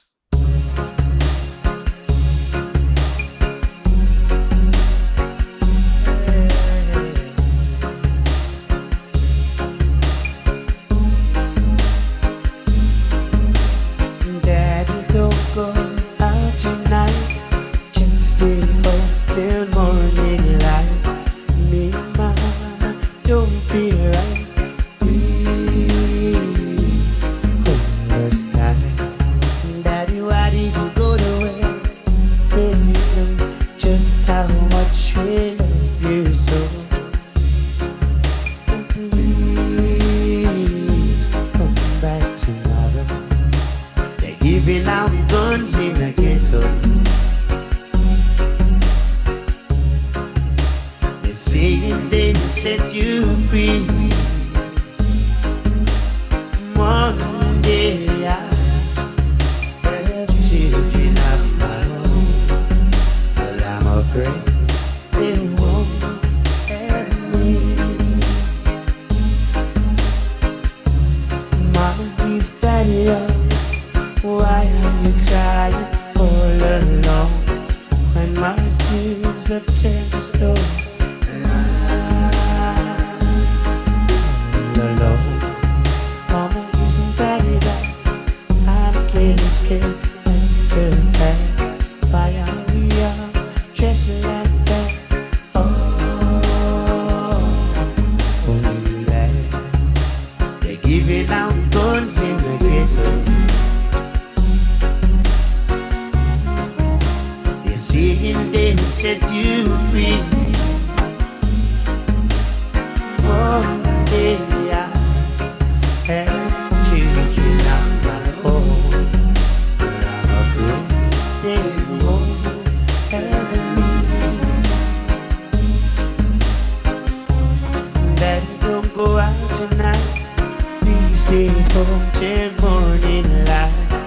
In my don't feel right.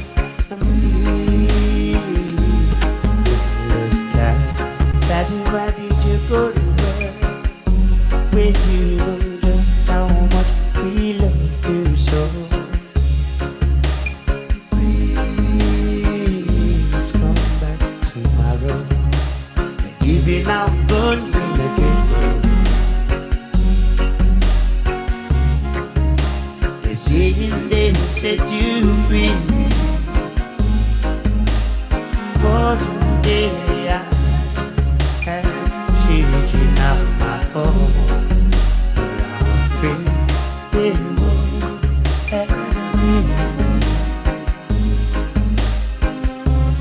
Mama, is a daddy love? Why are you crying all alone? And my tears have turned to stone. And I'm to the road. Mama's using daddy back. I'm getting scared and I'm so bad.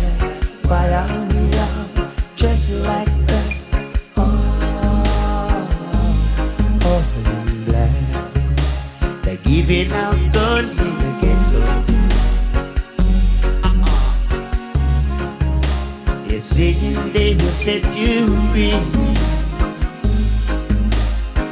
One day I have children of my own, but I'm afraid they won't have me. They're giving out guns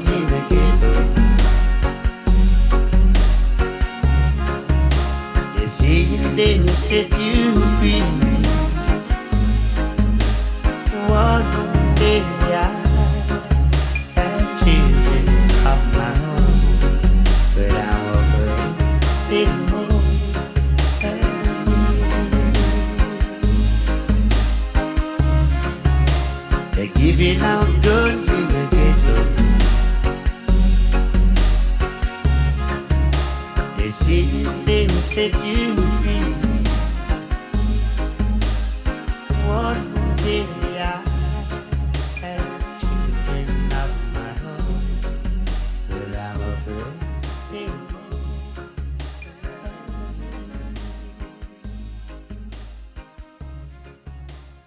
me.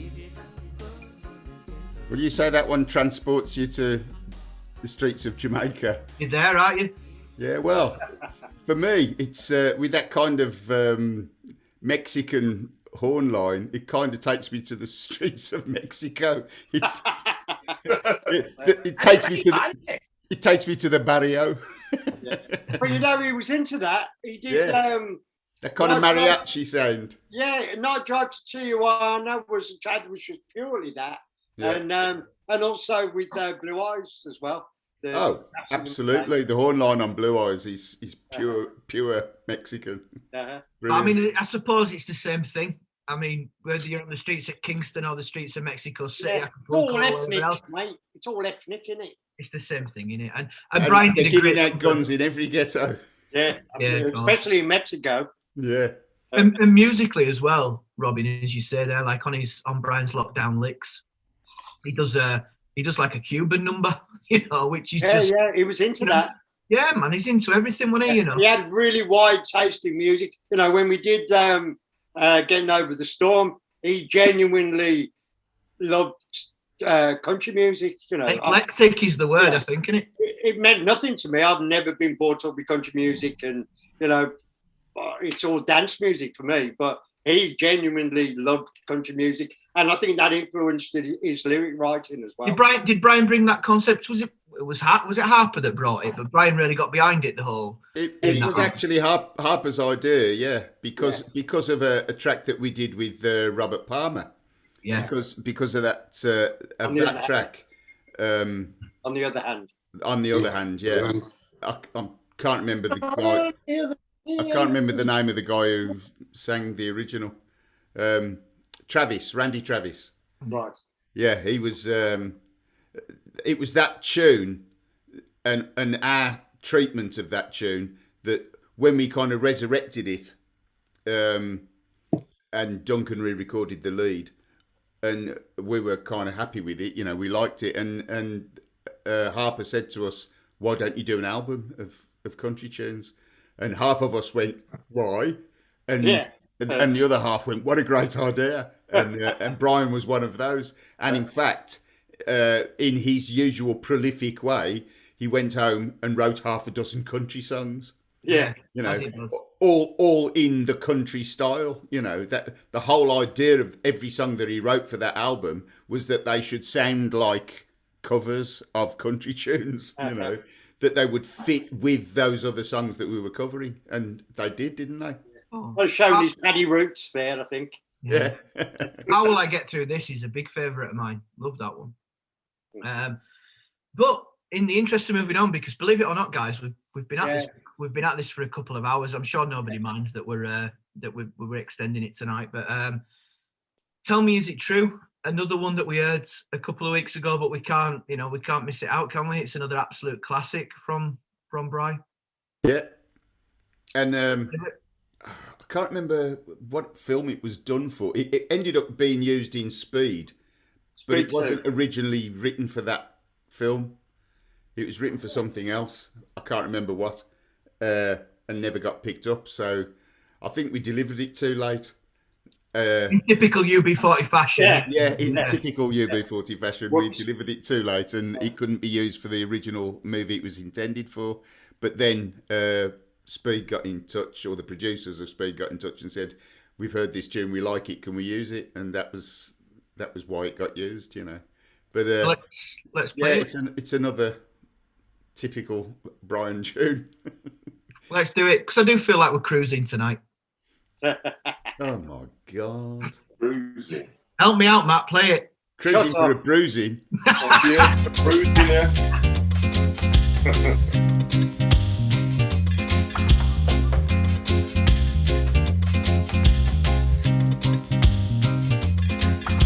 Tenderly she swipes, forgiving by mistake. Getting her to love me was my biggest break. Every place I go, she's inside of me, giving up her love unconditionally. She shines the sun, she pours the rain, she touches me in places that I can't explain. She's got a powerful hold on me, the kind of hope for which I never struggled free. Tell me what you know, tell me is it true? Do you really love me, girl, like I love you? Everything I say, everything I do is purely cause I'm aiming to get hold of you. People tell her she could do better than me, but she wouldn't necessarily agree. We got a deal going on, you see, the two of us together for eternity. Tenderly she smiles, forgiving by mistake. Getting her to love me was my biggest break. Every place I go, she's inside of me, giving up her love unconditionally.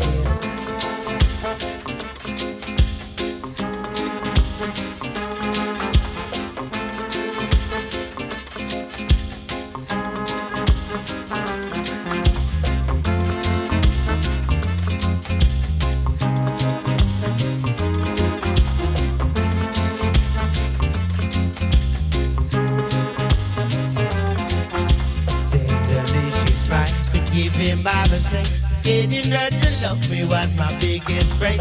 Every place I go, she's inside of me, giving up her love unconditionally. She shines the sun, she pours the rain, she touches me in places that I can't explain. She's got a powerful hold on me, the kind of hope from which I never struggled free. Tell me what you know, tell me is it true? Do you really love me, girl, like I love you? Everything I say, everything I do is purely cause I'm aiming to get hold of you. People tell her she could do better than me, she wouldn't necessarily agree. We got a deal going on, you see, the two of us together for eternity. Tenderly she smiles, forgiving my mistake.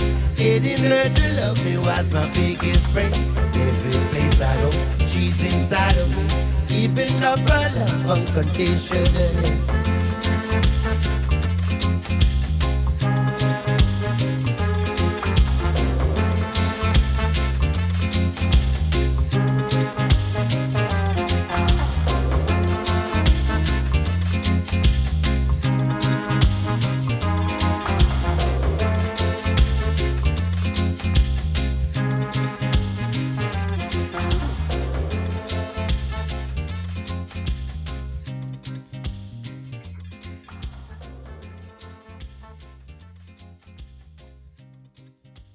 I'll bet my bottom dollar that when you were out there filming this, Brian was the one at the front leading the pack. It was with a director, it was with a crew, he was introducing everybody. I can see it. Well, you know, it's funny because I remember listening. Can't remember who it was. It might have been Roger Pumphrey, who's dead now.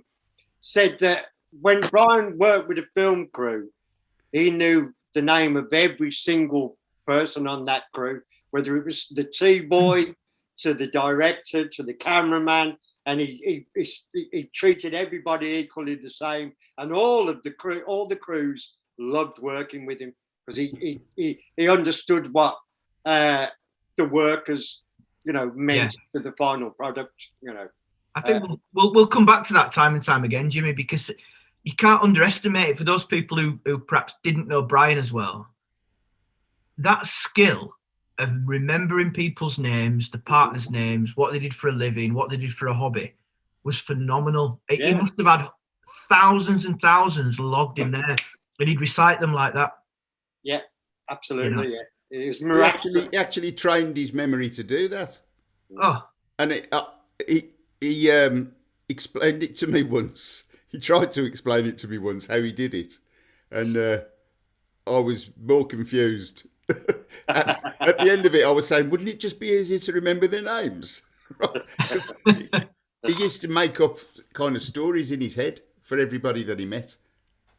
That was how he explained it, you know, and it sounded more complicated than just trying to remember people's names. Oh, but I mean, but it worked for him. It certainly worked for him because he was absolutely brilliant at it. I remember, just a very quick story, Rob. I remember meeting you guys for the first time in Australia about 2005. And we, you know, backstage, and we had a night out and all the rest of it.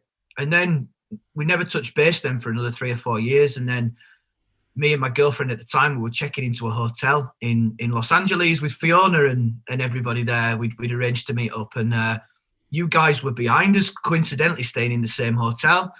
We've turned round and Brian's clocked us. And this is 3 or 4 years on. He's, Paul, how you doing? How's business? You know, my girlfriend at the time, Natalie, how are you? How's the ice skating going? Like, we'd only met once 4 years ago in another country, and he knew us. And do you know how that makes you feel? Like, not just because he's your idol, but just because somebody's remembered what you do and who you are. Just fucking phenomenal. Oh, well, it's we've always used that because, you know, people would be going, guys, you know, or calling your name, and the first thing you do is go, Bri, who's that?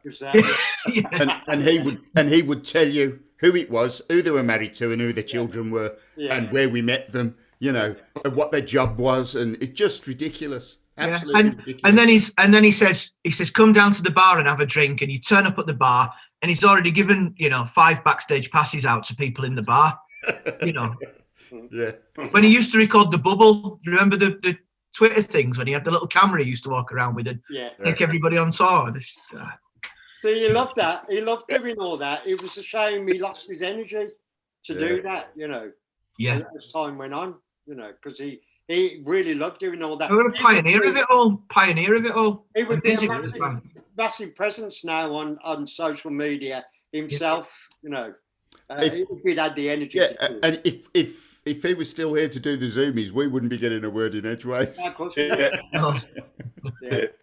that was it. He was up on the technology.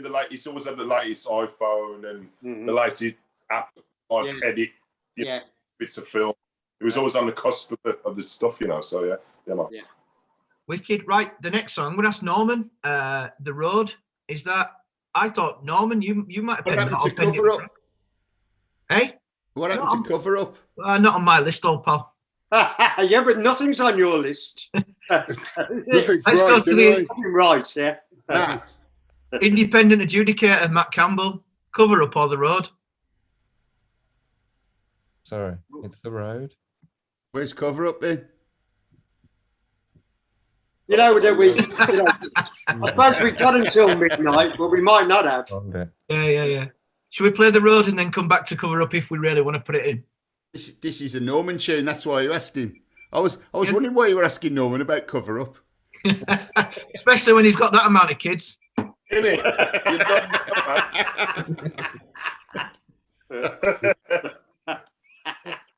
Tell us about The Road then, Norm.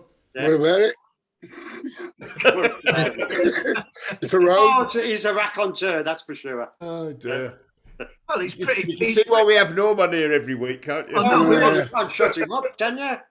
Well, listen, it's pretty important at the moment with what's going down, like in Afghanistan, for example. I mean, it's not, you know, that's the theme, isn't it?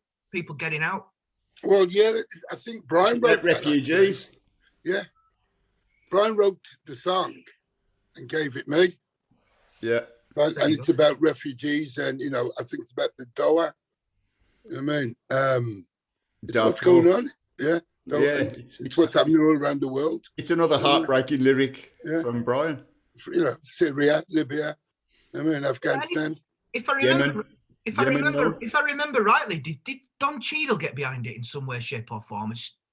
Yeah, there was used by the UN, I think, or you know, for some reason. I think I can't remember.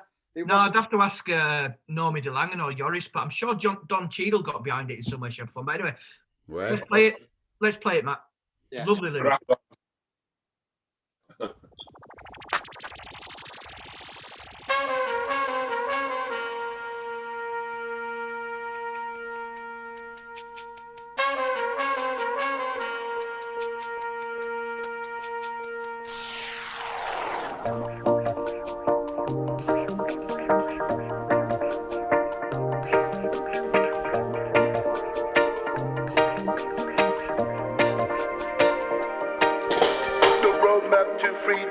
translates as a fake handshake and mistake. Turns into a heartache. When losers have lost, they give and they take. Handshake and mistake turns to a heartache. 500,000 forced to flee. 1,000,000 square miles of emergency. Another 2 million will go hungry. When there's no guarantee for the refugee. The road from Darfur runs red with denial. Waterless mile after waterless mile. Barefooted fear kicks the dust of exile. Waterless mile after waterless mile. 500,000 forced to flee. 1,000,000 square miles of emergency. Another 2 million will go hungry. When there's no guarantee for the refugee. The road out of Gaza is paved with lost souls, buried in holes by the border patrols. What's clean with tears that they cannot control. Drowned in the holes in the land of lost souls.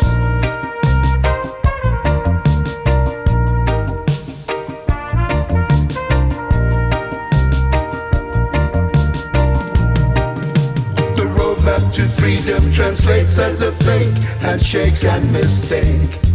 Turned into heartache. When losers have lost, they give and they take. Handshake and mistakes turn to heartache. 500,000 forced to flee. 1,000,000 square miles of emergency. Another 2 million will go hungry. When there's no guarantee for the refugee. The road from Darfur runs red with denial. Waterless mile after waterless mile. Barefooted fear kicks the dust of exile. Waterless mile after waterless mile.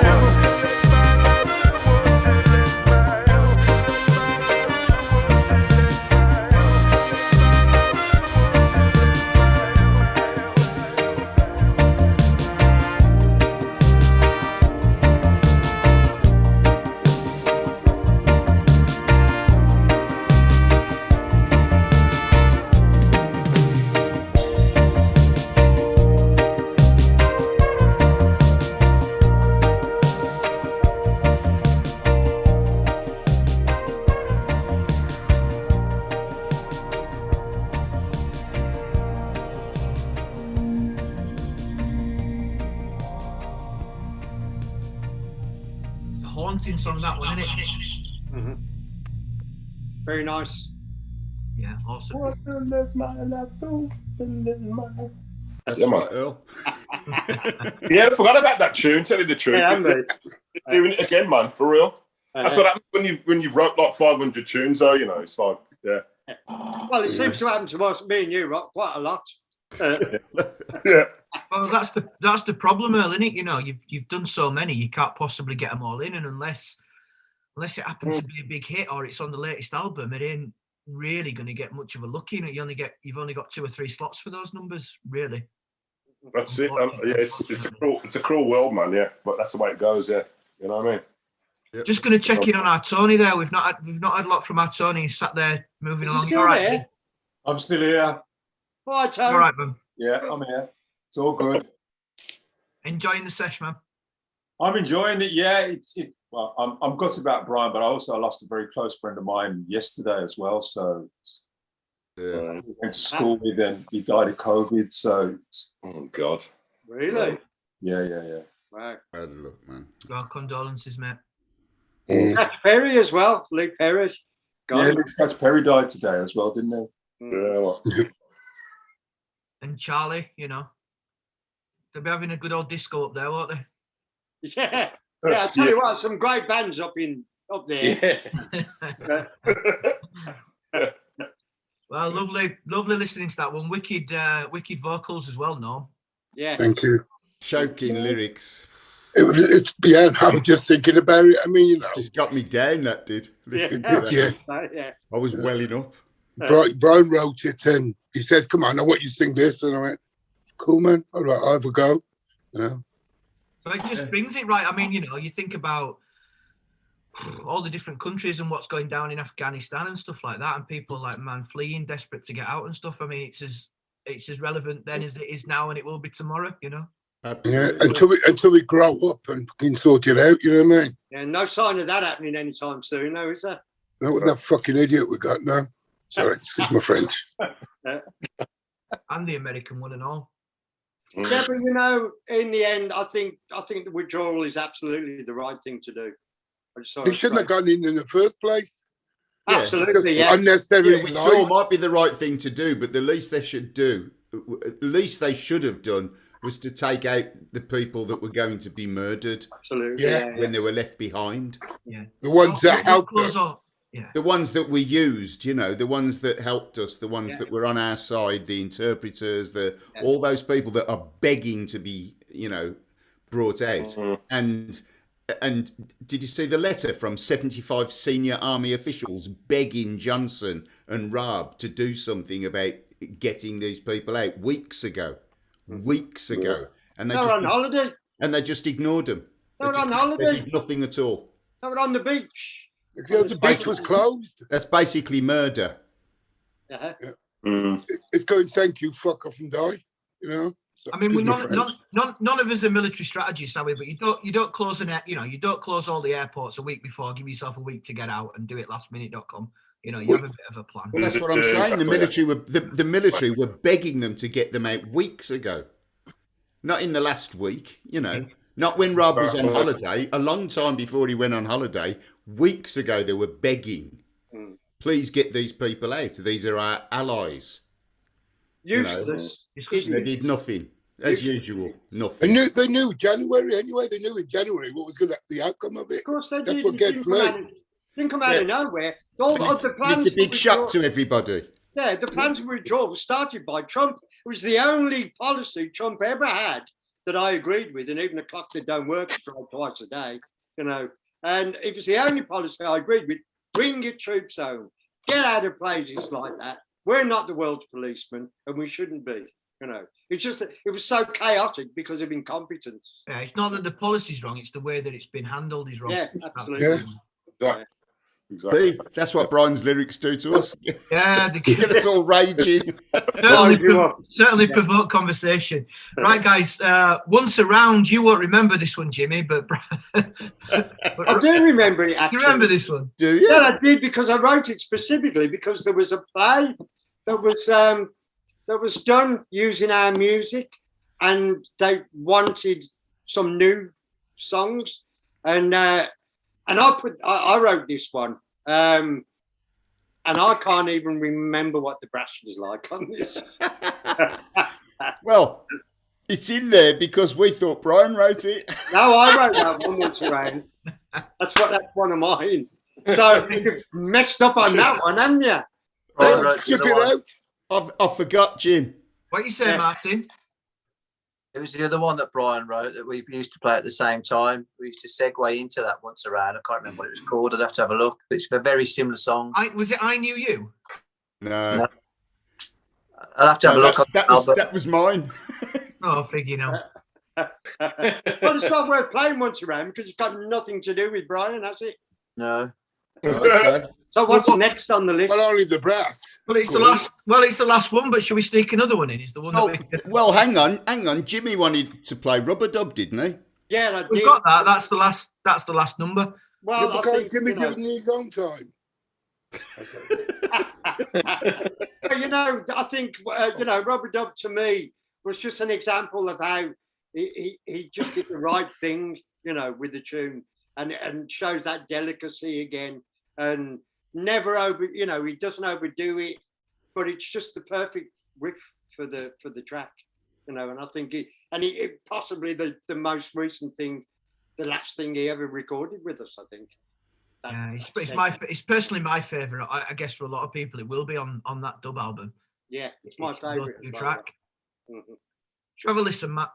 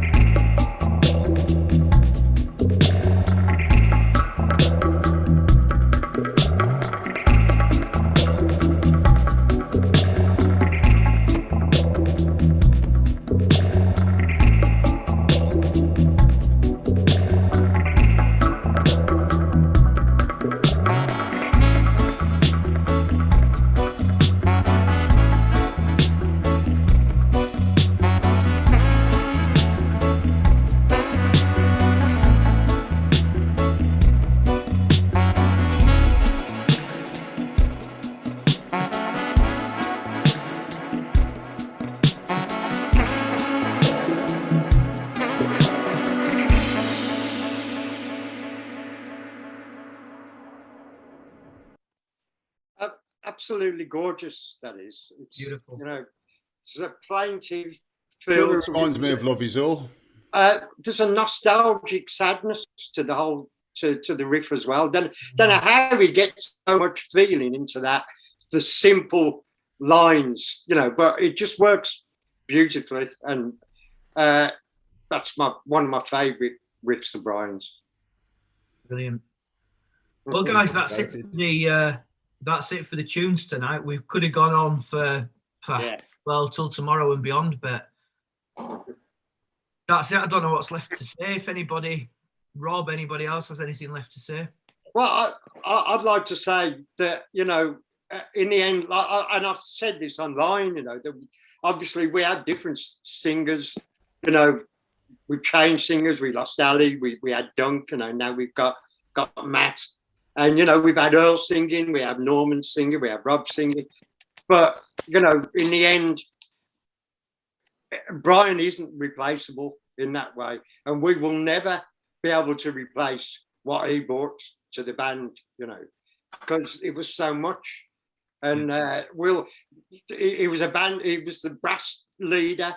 We won't have a leader again like that, you know, and I think that's going to leave a massive hole. Yeah, but it doesn't mean that we can't play his riffs, you know. No, absolutely, It doesn't mean that Ian can't be playing his riffs beautifully. It just will never be Brian. But you know, that's, you know. But whatever Duncan did and whatever Matt does, that will never be Ali. But you know, that doesn't necessarily make it a bad thing. We just have to carry on, even though you know, even though we love him and we're going to miss him bad. You know, we've just got to keep going, and we owe it to him to keep going. You know, it's his legacy as much as ours. Absolutely, and you know, we'll never stop playing his riffs because they are an integral part of the sound of us, you know. And well, Brian. That's saying it to my buddy, your brother, Brian Travers. A lot of vodka in that glass. Not much left of mine, but cheers, Brian. Cheers, Brian. Yeah. Lisa and Jamie as well, man. You know what I mean? Absolutely, yeah. Just breaking up there, Earl, but yeah. To Leslie, Jamie, There's Lisa and Jamie. Come on. Office. Thanks, guys. Thanks for all showing up tonight. Yeah, thanks. Lovely to see you. Thanks, Mart. Love you, man. Cheers. See you guys. See you later. Thanks, Cheers, everyone. Guys. Later. See you all. Peace.